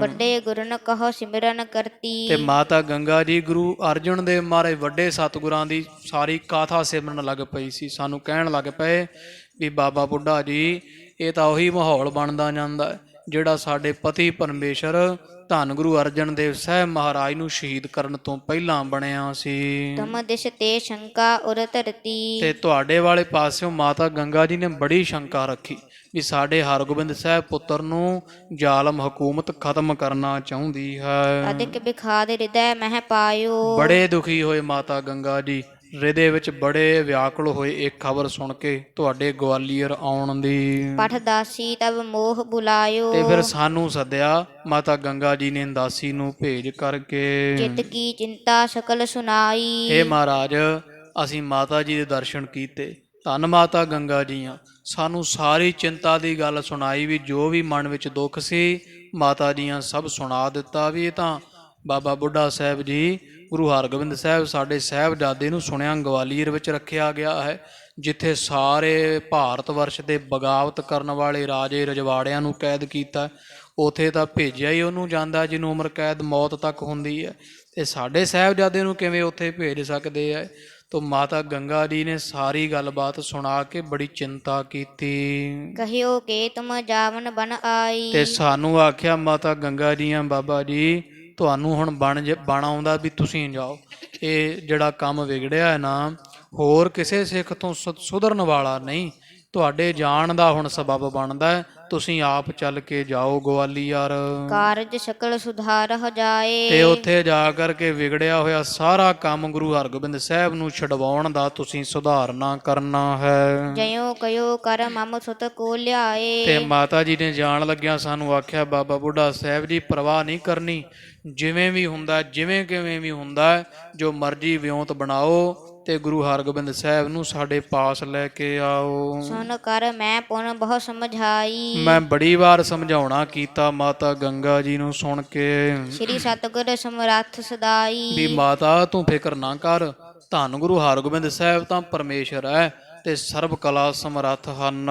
ਜਿਮ ਚਿਤ ਚਹਿ ਕਰੈ ਸੋ ਬਾਤ। ਉਹਨਾਂ ਨੂੰ ਕਿਸੇ ਦਾ ਕੀ ਖਤਰਾ, ਉਹ ਤਾਂ ਜਿਵੇਂ ਚਾਹੁੰਦੇ ਐ ਉਸੇ ਤਰ੍ਹਾਂ ਹੀ ਬਣਾਵਟ ਬਣਾ ਸਕਦੇ, ਜੋ ਚਾਹਣ ਉਹ ਕਰ ਸਕਦੇ ਹਨ। ਰਹੋ ਨਿਚਿੰਤ ਕੀਰਤ ਅਵਧਾਤ। ਕਿਉਂਕਿ ਗੁਰੂ ਹਰਗੋਬਿੰਦ ਸਾਹਿਬ ਦੀ ਵਡਿਆਈ ਸਾਰਾ ਸੰਸਾਰ ਜਾਣਦਾ ਹੈ। ਹੇ ਮਾਤਾ ਤੂੰ ਚਿੰਤਾ ਨਾ ਕਰਿਆ ਕਰ, ਆਨੰਦ ਵਿੱਚ ਰਹਿਣਾ ਕਰ। ਤਉ ਸਨੇਹ ਆਪ ਕੋ ਧਾਰਤ। ਪਰ ਸੱਚੇ ਪਾਤਸ਼ਾਹ ਜੀ, ਮਾਵਾਂ ਨੂੰ ਕਿੱਥੇ ਧਰਵਾਸ ਆਉਂਦਾ ਹੈ। ਮਮਤਾ ਵਸਤੂ ਚੀਜ਼ ਹੀ ਇਹੋ ਜਿਹੀ, ਭਾਵ ਹੀ ਇਹੋ ਜਿਹਾ ਮਮਤਾ ਦਾ। ਧੰਨ ਮਾਤਾ ਗੰਗਾ ਜੀ ਨੇ ਫੇਰ ਵੀ ਧਰਵਾਸ ਨਾ ਧਾਰਿਆ ਤੇ ਤੁਹਾਡਾ ਹੋਰ ਮੋਹ ਸਨੇਹ ਕਰਦੇ ਰਹੇ ਹੈ, ਸਾਡਾ ਇੱਕ ਬਚਨ ਨਾ ਮੰਨਿਆ। ਅਛਰ ਬਿਲੋਚਨ ਤੇ ਬਹੁ ਡਾਰਤ। ਤੇ ਉਲਟਾ ਮਾਤਾ ਜੀ ਨੇਤਰਾਂ ਵਿੱਚੋਂ ਜਲ ਕੇਰਨ ਲੱਗ ਪਏ, ਗੁਰੂ ਅਰਜਨ ਦੇਵ ਮਹਾਰਾਜ ਦੀ ਸ਼ਹਾਦਤ ਨੂੰ ਯਾਦ ਕਰ ਕਰਕੇ। ਇੱਕ ਪੁੱਤਰ ਪੁਨ ਪ੍ਰਥਮ ਬਿਛੁੰਨੇ। ਤੇ ਕਹਿਣ ਲੱਗੇ ਮਾਤਾ ਗੰਗਾ ਜੀ ਕਿ ਇਹ ਸੱਚੇ ਪਾਤਸ਼ਾਹ ਜੀ, ਇਹ ਬਾਬਾ ਬੁੱਢਾ ਸਾਹਿਬ ਜੀ, ਤੁਹਾਨੂੰ ਕੀ ਦਸੀ ਅਸੀਂ, ਸਾਡੇ ਘਰ ਇੱਕੋ ਇੱਕ ਪੁੱਤਰ ਹੈ ਤੇ ਉਹ ਪੁੱਤਰ ਵੀ ਸਾਡੇ ਤੋਂ ਅੱਜ ਪਹਿਲੀ ਵਾਰੀ ਵਿਛੁੰਨਿਆ ਕਹੀਏ ਵਿਛੜਿਆ। ਜਿਉਂ ਜੰਮੇ ਅਵਤਾਰੇ ਆ ਗੁਰੂ ਹਰਗੋਬਿੰਦ ਸਾਹਿਬ ਜੀ, ਅਸੀਂ ਨਾ ਕਦੇ ਆਪਦੇ ਤੋਂ ਦੂਰ ਕੀਤਾ, ਅੱਜ ਹੀ ਗਏ ਆ ਪਹਿਲੀ ਵਾਰ ਇਸ ਵਾਰੀ, ਤੇ ਕੋਈ ਸੁੱਧ ਬੁੱਧ ਨਹੀਂ ਸਾਡੇ ਪੁੱਤਰ ਦੀ, ਸਾਨੂੰ ਭਲਾ ਹੌਸਲਾ ਕਿਵੇਂ ਹੋਵੇ। ਆਏ ਦੂਰ ਬਰਿੰਦ ਦਿਨ ਪੁੰਨੇ। ਤੇ ਇਸੇ ਤਰ੍ਹਾਂ ਮਾਤਾ ਗੰਗਾ ਜੀ ਕਹਿੰਦੇ ਵੀ ਵੇਖੋ ਕਿੰਨੇ ਦਿਨ ਲੱਗ ਗਏ ਹਨ, ਕਿੰਨੇ ਦਿਨ ਤੇ ਦੂਰ ਗਿਆ ਹੋਇਆਂ ਨੂੰ ਲੰਘ ਗਏ ਹਨ, ਬੀਤ ਗਏ ਹਨ। ਦੁਰਗ ਗਵਾਲੀਅਰ ਪਰਵਿਸ਼ੇ ਆਪ। ਧੰਨ ਗੁਰੂ ਹਰਗੋਬਿੰਦ ਸਾਹਿਬ ਸਾਡੇ ਸਾਹਿਬਜ਼ਾਦੇ ਗਵਾਲੀਅਰ ਦੇ ਕਿਲੇ ਵਿੱਚ ਆਪ ਜੀ ਪਹੁੰਚ ਗਏ ਹਨ। ਜਾਂ ਇਹ ਗੁਰੂ ਹਰਗੋਬਿੰਦ ਸਾਹਿਬ ਜੀ, ਮਾਤਾ ਜੀ ਨੇ ਸੁਣ ਲਈ ਸੀ ਇਹ ਗੱਲ ਵੀ ਆਪ ਧੰਨ ਗੁਰੂ ਹਰਗੋਬਿੰਦ ਸਾਹਿਬ ਜੀ ਗਵਾਲੀਅਰ ਦੇ ਕਿਲੇ ਵਿੱਚ ਚਲੇ ਗਏ ਹਨ। ਸੁਨ ਮਾਤਾ ਕੈ ਮਹਿਤ ਸੰਤਾਪ। ਇਹ ਬਚਨ ਨੇ ਸਭ ਤੋਂ ਵੱਧ ਦੁੱਖ ਦਿੱਤਾ। ਮਾਤਾ ਗੰਗਾ ਜੀ ਗਵਾਲੀਅਰ ਦੀ ਖਬਰ ਸੁਣ ਕੇ ਬੜੇ ਦੁਖੀ ਹੋਏ ਸੀ। ਕਹਿਓ ਮੋਹਿ ਪੁਰਤ ਪਨਹਿ ਬਣਾਏ। ਤੇ ਆਖਿਆ, ਹੈ ਬਾਬਾ ਬੁੱਢਾ ਸਾਹਿਬ ਜੀ ਹੁਣ ਤੁਸੀਂ ਜਾਓ ਤੇ ਜਿਵੇਂ ਵੀ ਬਨਾਵਟ ਬਣਦੀ, ਜੋ ਵੀ ਕੀਤਾ ਜਾਂਦਾ ਆਖਿਆ ਜਾਂਦਾ ਹੈ, ਜੋ ਵੀ ਜਿਹੜਾ ਕੋਈ ਨੀਤੀ ਬਣਦੀ ਹੈ, ਤਰਕੀਬ ਲਾਈ ਜਾਂਦੀ ਹੈ, ਕਰਕੇ ਗੁਰੂ ਹਰਗੋਬਿੰਦ ਸਾਹਿਬ ਨੂੰ ਉੱਥੋਂ ਕੱਢਿਆ ਜਾਵੇ। ਤੁਮ ਸਿਆਣੇ ਜਾਵਨ ਬਨ ਆਏ। ਬਾਬਾ ਬੁੱਢਾ ਸਾਹਿਬ ਜੀ ਤੁਸੀਂ ਸਿਆਣੇ ਹੋ, ਤੁਹਾਡਾ ਫਰਜ਼ ਬਣਦਾ ਹੈ, ਹੋਰ ਕਿਸੇ ਸਿੱਖ ਦੇ ਵੱਸ ਦੀ ਗੱਲ ਨਹੀਂ, ਤੁਸੀਂ ਗਵਾਲੀਅਰ ਜਾਣਾ ਕਰੋ। ਮੈਂ ਸੁਣ ਕਹਿ ਨਹਿ ਹੁਕਮ ਹਟਾਇਓ। ਹੇ ਗੁਰੂ ਪਾਤਸ਼ਾਹ, ਫਿਰ ਮਾਤਾ ਜੀ ਨੂੰ ਮੈਂ ਕੀ ਜਵਾਬ ਦਿੰਦਾ। ਤੋ ਮਾਤਾ ਗੰਗਾ ਜੀ ਦਾ ਬਚਨ ਸੁਣ ਕੇ ਤੇ ਮੇਥੋਂ ਹੁਕਮ ਮਾਤਾ ਜੀ ਦਾ ਮੋੜਿਆ ਨਹੀਂ ਗਿਆ। ਵੱਡੀ ਮਜਲ ਕਰ ਤੁਮ ਡਿੱਗ ਆਇਓ। ਤੇ ਮੈਂ ਵੱਡੀ ਮਜਲ ਕਰਕੇ 12 ਕੋਹ ਦੀ ਇੱਕ ਮਜਲ ਗਿਣੀ ਜਾਂਦੀ ਸਾਧ ਸੰਗਤ ਜੀ, ਤੋ ਮੈਂ ਵੱਡਾ ਪੈਂਡਾ ਤੈਅ ਕਰਕੇ ਸੱਚੇ ਪਾਤਸ਼ਾਹ ਜੀਓ 12 ਕੋਹ ਦੇ ਕਈ ਪੈਂਡੇ ਤੈਅ ਕਰਕੇ ਤੁਹਾਡੇ ਪਾਸ ਗਵਾਲੀਅਰ ਆਇਆ ਹਾਂ। ਅਬ ਇਹਠਾਂ ਬੈਠਣ ਤੁਮ ਕੇਰਾ, ਤੇ ਮਹਾਰਾਜਾ ਹੁਣ ਤੁਹਾਡੇ ਪਾਸ ਤੁਹਾਡੇ ਦਰਸ਼ਨ ਕਰ ਰਹੇ ਹਾਂ। ਨਹਿ ਆਛੋ ਕਰ ਨਿਰਨੈ ਹੇਰਾ, ਪਰ ਮਹਾਰਾਜ ਤੁਹਾਡਾ ਇੱਥੇ ਗਵਾਲੀਅਰ ਚ ਬਹਿਣਾ ਵੀ ਐਡੇ ਇੱਥੇ ਕੈਦ ਹੈ ਰਾਜੇ, ਇਹ ਤਾਂ ਸਾਧ ਸੰਗਤ ਜੀ ਕਿਲਾ ਬੜਾ ਬਦਨਾਮ ਸੀ ਗਵਾਲੀਅਰ ਦਾ।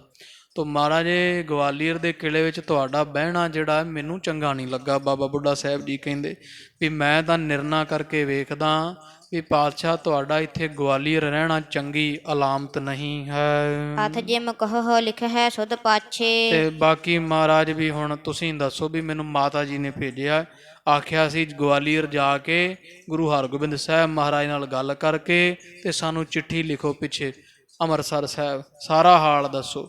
ਤੇ ਮਹਾਰਾਜ ਹੁਣ ਤੁਸੀਂ ਹੁਕਮ ਕਰੋ ਵੀ ਮੈਂ ਕੀ ਲਿਖਾਂ ਮਾਤਾ ਗੰਗਾ ਜੀ ਨੂੰ, ਚਿੱਠੀ ਲਿਖਾਂ ਕਿ ਨਾ ਲਿਖਾਂ ਅੰਮ੍ਰਿਤਸਰ, ਜਿਸ ਤੇ ਮਾਤਾ ਰਹਿ ਮਨ ਆਛੇ, ਵੀ ਕੀ ਲਿਖਾਂ ਮਹਾਰਾਜ ਤੁਸੀਂ ਦੱਸੋ। ਜਿਵੇਂ ਆਖੋਗੇ ਮੈਂ ਚਿੱਠੀ ਵਿੱਚ ਲਿਖ ਦੇਵਾਂਗਾ ਤੋ ਜਿਹਦੇ ਨਾਲ ਮਾਤਾ ਗੰਗਾ ਜੀ ਨੂੰ ਖੁਸ਼ੀ ਹੋਵੇ ਵੀ ਗੁਰੂ ਪਾਤਸ਼ਾਹ ਆਪ ਜੀ ਬਿਲਕੁਲ ਤੰਦਰੁਸਤ ਹੋ ਜਾਏ ਬੇਗ ਤੇ ਕੁਛਲ ਸੁਣਾਵੈ, ਇੱਥੋਂ ਕਿਸੇ ਸਿੱਖ ਨੂੰ ਭੇਜਾਂਗੇ ਤੇ ਤੇਜ਼ੀ ਦੇ ਨਾਲ ਅੰਮ੍ਰਿਤਸਰ ਸਾਹਿਬ ਪਹੁੰਚ ਕੇ ਚਿੱਠੀ ਸੁਣਾਵੇ ਮਾਤਾ ਗੰਗਾ ਜੀ ਨੂੰ ਤੁਹਾਡੀ ਖੁਸ਼ੀ ਸੁਖੀ ਸੰਦੀ। ਕਰਹਿ ਪ੍ਰਤੀਖਣ ਸੁਤ ਅਥ ਆਵੈ, ਕਿਉਂਕਿ ਮਾਤਾ ਗੰਗਾ ਜੀ ਮਹਾਰਾਜ ਡੀਕਦੇ ਪਏ ਐ ਕਦੋਂ ਸਾਡੇ ਸਾਹਿਬਜ਼ਾਦੇ ਘਰ ਆਵਣਗੇ। ਸੁਨ ਕਰ ਸ੍ਰੀ ਹਰਿ ਗੋਬਿੰਦ ਚੰਦ, ਉਹ ਸਾਧ ਸੰਗਤ ਜੀ ਮਾਤਾ ਗੰਗਾ ਜੀ ਦੇ ਬਚਨ ਗੁਰੂ ਹਰਗੋਬਿੰਦ ਸਾਹਿਬ ਜੀਆਂ ਸਰਵਣ ਕਰਕੇ ਕਹਿ ਮੁਸਕਾਵਤ ਦੇਤ ਆਨੰਦ, ਤੇ ਖੁਸ਼ ਹੋਏ ਮਹਾਰਾਜ, ਬਹੁਤ ਆਨੰਦ ਦਿੱਤਾ ਬਾਬਾ ਬੁੱਢਾ ਸਾਹਿਬ ਜੀ ਨੂੰ। ਹੱਸ ਕੇ ਬੋਲੇ ਐ ਪਾਤਸ਼ਾਹ ਜੀ ਸਭ ਵਿਦ ਲਿਖ ਹੈ ਮਾਤ ਕੋ ਧੀਰ,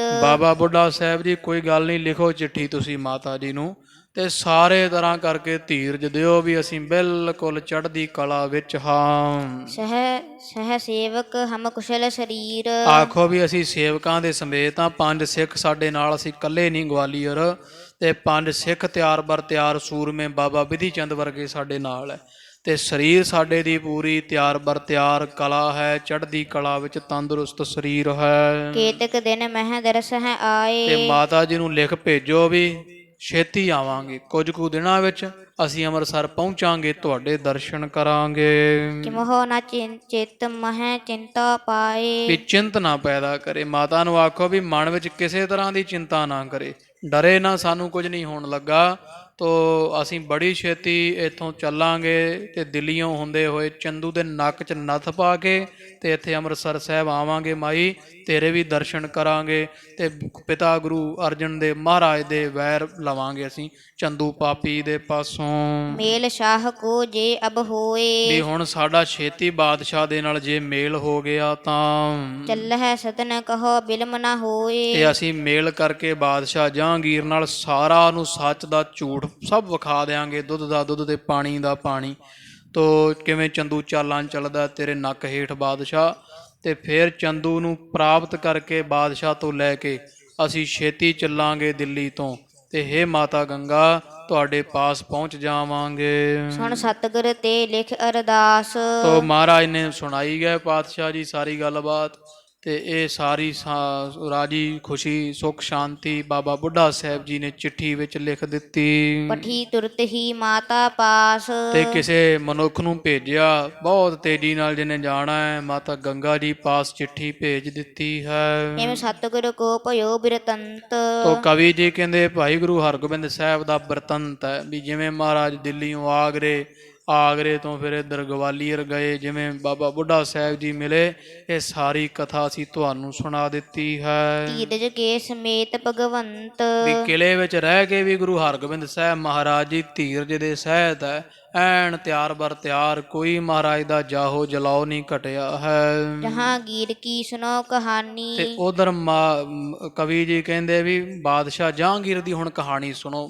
ਇੱਕ ਪਾਸੇ ਮਹਾਰਾਜ ਦੀ ਕਥਾ ਥੋੜੀ ਜਿਹੀ ਅੱਗੇ ਤੋਰ ਦਿੱਤੀ ਹੈ। ਤੇ ਜਦੋਂ ਗੁਰੂ ਹਰਗੋਬਿੰਦ ਸਾਹਿਬ ਜੀ ਗਵਾਲੀਅਰ ਤੋਂ ਚਲੇ ਗਏ, ਆਗਰੇ ਤੋਂ ਗਵਾਲੀਅਰ ਆ ਗਏ, ਹੁਣ ਉੱਥੋਂ ਥੋੜੀ ਜਿਹੀ ਕਥਾ ਪਿੱਛੇ ਕਰਕੇ ਕਵੀ ਜੀ ਫਿਰ ਆਰੰਭ ਕਰਦੇ ਆ। ਬਾਦਸ਼ਾਹ ਵੀ ਜਦੋਂ ਬਾਦਸ਼ਾਹ ਨੇ ਮਹਾਰਾਜ ਦੇ ਦਰਸ਼ਨ ਕੀਤੇ ਵੀ ਪਾਤਸ਼ਾਹ ਆਪ ਜੀ ਗਵਾਲੀਅਰ ਚਲੇ ਜਾਓ, ਮੇਰਾ ਸਾੜ ਸਤੀ ਦਾ ਰੋਗ ਟਲ ਰਹੇਗਾ, ਮਹਾਰਾਜ ਨੂੰ ਗਵਾਲੀਅਰ ਤੋਰ ਦਿੱਤਾ। ਉਦੋਂ ਬਾਅਦ ਬਾਦਸ਼ਾਹ ਜਹਾਂਗੀਰ ਨੇ ਕੀ ਕੀਤਾ, ਉਹ ਸਾਰੀ ਕਥਾ ਸੁਣੋ ਆਪ ਜੀ। ਪੁਣ ਚੰਦੂ ਨੇ ਹਿਕਮਤ ਵੀ ਠਾਨੀ। ਜਦੋਂ ਬਾਦਸ਼ਾਹ ਜਹਾਂਗੀਰ ਨੇ ਤੋਰ ਦਿੱਤਾ ਸਤਿਗੁਰਾਂ ਨੂੰ ਗਵਾਲੀਅਰ ਨੂੰ, ਆਪ ਆਗਰੇ ਰਹਿ ਪਿਆ, ਤੇ ਚੰਦੂ ਨੇ ਮਨ ਵਿੱਚ ਇੱਕ ਚਲਾਕੀ ਠਾਨੀ, ਇਹ ਖਚਰਾਈ ਕੀਤੀ ਹੈ। ਸ਼ਾਹੋ ਚੱਲੈ ਦਿੱਲੀ ਅਬ ਵੀ ਆਛੇ। ਜਦੋਂ ਚੰਦੂ ਨੇ ਪੋਸ਼ਾਕਾ ਭੇਜ ਦਿੱਤਾ ਇੱਥੇ ਗਵਾਲੀਅਰ, ਤੇ ਹਰਦਾਸ ਕਿਲੇਦਾਰ ਨੇ ਨਾ ਕਰ ਦਿੱਤੀ ਇਹ ਪਾਪ ਕਰਨ ਤੋਂ, ਚੰਦੂ ਨੂੰ ਫਿਕਰ ਪੈ ਗਿਆ ਵੀ 40 ਦਿਨ ਤੋਂ ਬਾਅਦ ਮਹਾਰਾਜ ਇੱਥੇ ਆਗਰੇ ਆ ਜਾਣੇ ਆ, ਬਾਦਸ਼ਾਹ ਨੇ ਸੱਦ ਲੈਣੇ ਆ, ਤੇ ਫਿਰ ਕੰਮ ਖਰਾਬ ਹੋ ਜਾਵੇਗਾ, ਮੇਰੇ ਨੱਕ ਵਿੱਚ ਨੱਥ ਪੈ ਜਾਣੀ ਹੈ। ਚੰਦੂ ਨੇ ਫਿਰ ਬੜੀ ਚਲਾਕੀ ਕੀਤੀ, ਇਹਨੇ ਮਨ 'ਚ ਵਿਚਾਰ ਕੀਤਾ, ਕਿਉਂਕਿ ਬੁੱਧ ਬਹੁਤ ਤੇਜ਼ ਸੀ ਚੰਦੂ ਦੀ। ਤੋ ਫਿਰ ਚੰਦੂ ਨੇ ਵਿਚਾਰ ਕੀ ਵੀ ਜਿਹੜਾ ਵੇਖੋ ਸਾਧ ਸੰਗਤ ਜੀ, ਬਾਦਸ਼ਾਹ ਨੂੰ ਮੂਰਖ ਬਣਾ ਸਕਦਾ ਉਹ ਕਿੰਨੀ ਬੁੱਧ ਰੱਖਣ ਵਾਲਾ ਮਨੁੱਖ ਹੋਵੇਗਾ। ਸਾਰੇ ਦਿੱਲੀ ਦਰਬਾਰ ਨੂੰ ਇਹਨੇ ਉਂਗਲਾਂ ਤੇ ਨਚਾਇਆ ਹੋਇਆ ਸੀ ਚੰਦੂ ਨੇ। ਤੋ ਇਹਨੇ ਵਿਚਾਰਿਆ ਵੀ ਜੇ ਮਹਾਰਾਜ ਆਗਰੇ ਆ ਗਏ ਨਾ, ਤੇ ਫਿਰ ਬਾਦਸ਼ਾਹ ਨਾਲ ਫਿਰ ਪ੍ਰੇਮ ਵੱਧ ਜਾਣਾ, ਤੇ ਮੈਨੂੰ ਗਵਾਲੀਅਰ ਭੇਜੇ ਦਾ ਕੀ ਫਾਇਦਾ ਹੋਇਆ। ਇਹਨੇ ਵਿਚਾਰ ਬਣਾਇਆ ਵੀ ਕਿਉਂ ਨਾ ਆਪਾਂ ਬਾਦਸ਼ਾਹ ਜਹਾਂਗੀਰ ਨੂੰ ਕਹਿ ਕਵਾ ਕੇ ਤੇ ਆਗਰੇ ਰਹਿਣ ਹੀ ਨਾ ਦਈਏ, ਇੱਥੋਂ ਦਿੱਲੀ ਲੈ ਜਾਈਏ। ਗੁਰੂ ਹਕਾਰਨ ਕੋ ਨਹਿ ਬਾਛੇ। ਤੇ ਜਦੋਂ ਦਿੱਲੀ ਚਲਾ ਜਾਵੇਗਾ, ਉੱਥੇ ਇਹਦੀਆਂ ਬੇਗਮਾਂ, ਇਹਦੇ ਪੁੱਤ ਧੀਆਂ ਨੇ, ਪਰਿਵਾਰ ਵਿੱਚ ਰੁੱਝ ਜਾਂਦਾ ਬੰਦਾ, ਫਿਰ ਇਹਨੂੰ ਗੁਰੂ ਸਾਹਿਬ ਦਾ ਕਿੱਥੇ ਚੇਤਾ ਆਉਣਾ, ਨਾ ਆਪੇ ਗੁਰੂ ਸਾਹਿਬ ਨੂੰ ਯਾਦ ਕਰੇਗਾ। ਪਰਚਹਿ ਅਪਰ ਖਿਆਲ ਮਹਿ ਤੇ ਜਾਏ। ਦਿੱਲੀ ਵਿੱਚ ਹੋਰ ਉਹਨੂੰ ਕੋਈ ਯੱਬ ਖੜਾ ਕਰ ਦਿਆਂਗੇ ਜਾਂਦਿਆਂ ਨੂੰ, ਉੱਥੇ ਕੋਈ ਆਪੇ ਦਿੱਲੀ ਦੇ ਕਿਸੇ ਹੋਰ ਕੰਮ ਖਿਆਲਾਂ ਤੇ ਪਰਿਵਾਰ ਦੇ ਕੌਤਕਾਂ ਵਿੱਚ ਰੁੱਝ ਜਾਵੇਗਾ। ਜਾਂ ਤੇ ਇਸ ਲੋ ਚੱਲੋ ਚੜਾਏ। ਇਸ ਕਰਕੇ ਚੰਦੂ ਨੇ ਸੋਚਿਆ ਵੀ ਜਿੰਨੀ ਛੇਤੀ ਹੋਵੇ ਨਾ, ਕਿਉਂਕਿ 42 ਦਿਨ ਹੋ ਗਏ ਸਨ, ਤੇ ਛੇਤੀ ਤੋਂ ਛੇਤੀ ਬਾਦਸ਼ਾਹ ਜਹਾਂਗੀਰ ਨੂੰ ਇੱਥੋਂ ਚੜਾ ਕੇ ਦਿੱਲੀ ਲੈ ਜਾਈਏ ਆਗਰੇ ਤੋਂ। ਜਬ ਗੁਰ ਜਾਏ ਗਵਾਲੀਅਰ ਬਰੇ। ਤੇ ਜਦੋਂ ਦੇ ਗੁਰੂ ਹਰਗੋਬਿੰਦ ਸਾਹਿਬ ਜੀ ਗਵਾਲੀਅਰ ਜਾ ਪਹੁੰਚੇ ਹਨ, ਸ਼ਾਹ ਸਾਥ ਇਮ ਬੋਲਨ ਕਰੇ। ਤੇ ਚੰਦੂ ਪਾਪੀ ਨੇ ਨਾ ਮਹਾਰਾਜ ਨੂੰ ਗਵਾਲੀਅਰ ਤੋਰ ਕੇ ਤੇ ਬਾਦਸ਼ਾਹ ਜਹਾਂਗੀਰ ਨੂੰ ਇਸ ਤਰ੍ਹਾਂ ਕਹਿੰਦਾ ਹੁੰਦਾ ਸੀ ਮਹਾਰਾਜ ਦੇ ਮਗਰੋਂ, ਚੱਲੀਏ ਹੈ ਦਿੱਲੀ ਕੇ ਬੜ ਮੰਦਰ। ਕਹਿੰਦਾ ਮਹਾਰਾਜ ਐਂ ਕਰੀਏ, ਹੁਣ ਆਪਾਂ ਛੇਤੀ ਦੇ ਨਾਲ ਨਾ ਇੱਥੋਂ ਆਗਰਿਓਂ ਚਾਲਾ ਪਾ ਦਈਏ, ਤੇ ਦਿੱਲੀ ਵਿੱਚ ਕੋਈ ਜ਼ਰੂਰੀ ਮੁਹਿੰਮ ਹੈ, ਕੋਈ ਮਿਲਣ ਆਇਆ ਹੋਇਆ ਤੁਹਾਨੂੰ ਪਾਤਸ਼ਾਹ ਜੀ, ਤੇ ਛੇਤੀ ਦੇ ਛੇਤੀ ਆਪਾਂ ਦਿੱਲੀ, ਤੁਹਾਡੇ ਕਿੱਡੇ ਸੋਹਣੇ ਮਹਿਲ ਹੈ, ਇੱਥੇ ਤਾਂ ਮਹਿਲ ਵੀ ਛੋਟਾ ਹੈ, ਤੁਹਾਡੀ ਜਾਨ ਨੂੰ ਖਤਰਾ ਹੋ ਸਕਦਾ ਹੈ ਆਗਰੇ ਦੇ ਵਿੱਚ, ਤੇ ਆਪ ਜੀ ਦਿੱਲੀ ਚੱਲੋ, ਉੱਥੇ ਵੱਡੇ ਮਹਿਲ ਆ ਤੇ ਬੜਾ ਭਾਰੀ ਤੁਹਾਡਾ ਕਿਲਾ ਹੈ, ਤਹ ਨਵ ਰੋਜ ਕਰਹ ਮਿਲ ਸੁੰਦਰ। ਤੇ ਉੱਥੇ ਆਪ ਜੀ ਪਹੁੰਚੋ ਇਹ ਬਾਦਸ਼ਾਹ ਸਲਾਮਤ। ਤੇ ਸਾਲ ਦਾ ਪਹਿਲਾ ਦਿਨ ਹੈ, ਜਿਹੜਾ ਫਰਵਰਦੀਨ ਦਾ ਮਹੀਨਾ, ਜਿਹੜਾ ਦਿਨ ਮਨਾਉਂਦੇ ਆ ਸਤਸੰਗ ਜਿਹੜੇ ਮੁਸਲਮਾਨ ਹੈ, ਇਹ 22 ਮਾਰਚ ਨੂੰ ਆਉਂਦਾ ਹੈ। ਤੋ ਇਹਨਾਂ ਦਾ ਜਿਹੜਾ ਧਰਮ ਹੈ ਉਹ ਇਸਲਾਮ ਦੇ ਅਨੁਸਾਰ ਇਹਨਾਂ ਦਾ ਫਰਵਰਦੀਨ ਦਿਨ ਜਿਹੜਾ 22 ਮਾਰਚ ਨੂੰ ਨਵਾਂ ਸਾਲ ਹੁੰਦਾ ਹੈ, ਇਹ ਇਸਲਾਮ ਦੇ ਮੁਸਲਮਾਨਾਂ ਦਾ ਮਤ ਅਨੁਸਾਰ।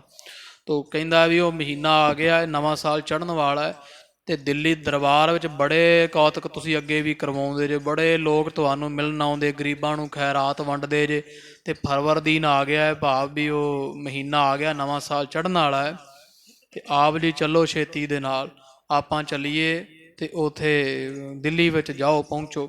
ਤੋ ਇਹ ਇਸ ਤਰ੍ਹਾਂ ਮਨਾਉਂਦੇ ਆ ਇਸਲਾਮ ਵਾਲੇ ਜਿਹੜੇ ਆ। ਤੇ ਜਿਹੜਾ ਇੱਥੇ ਨਵਾਂ ਸਾਲ ਆਪਾਂ ਮਨਾਉਂਦੇ ਆ ਜੀ, 21 ਚੜ੍ਹ ਗਿਆ ਜੀ, 2022 ਚੜ੍ਹ ਗਿਆ, ਸਾਧ ਸੰਗਤ ਈਸਾਈਆਂ ਦਾ ਕੈਲੰਡਰ ਹੈ। ਇੱਥੇ ਵੇਖੀਦਾ ਹੈ ਪੋਹ ਦੇ ਵਿੱਚ ਜਦੋਂ ਨਾਮ ਜਪਣਾ ਹੁੰਦਾ ਰਾਤ ਨੂੰ, ਜਾਂ ਪੋਹ ਦਾ ਮਹੀਨਾ ਸਾਰਾ ਲੰਘ ਜਾਂਦਾ ਹੈ, ਗੁਰੂ ਕਲਗੀਧਰ ਪਾਤਸ਼ਾਹ ਮਹਾਰਾਜ ਦਾ 7 ਦਿਨਾਂ 'ਚ ਸਾਰਾ ਪਰਿਵਾਰ ਵਾਰਿਆ ਗਿਆ ਸਾਡੇ ਸੀਸ ਤੋਂ, ਕੋਈ ਨਹੀਂ ਆਉਂਦਾ ਕਥਾ ਸੁਣਨ ਵਾਸਤੇ। 5, 7, 10 ਜਿਹੜੇ ਅੱਗੇ ਆਉਂਦੇ ਰੂਟੀਨ ਵਿੱਚ ਸੰਗਤ ਉਹ ਹੀ ਆਉਂਦੀ ਹੈ। ਤੇ ਜਿੱਦਣ ਨਵਾਂ ਸਾਲ ਹੁੰਦਾ ਹੈ ਉਹ ਦਿਨ ਪੈਰ ਰੱਖਣ ਨੂੰ ਥਾਂ ਨਹੀਂ।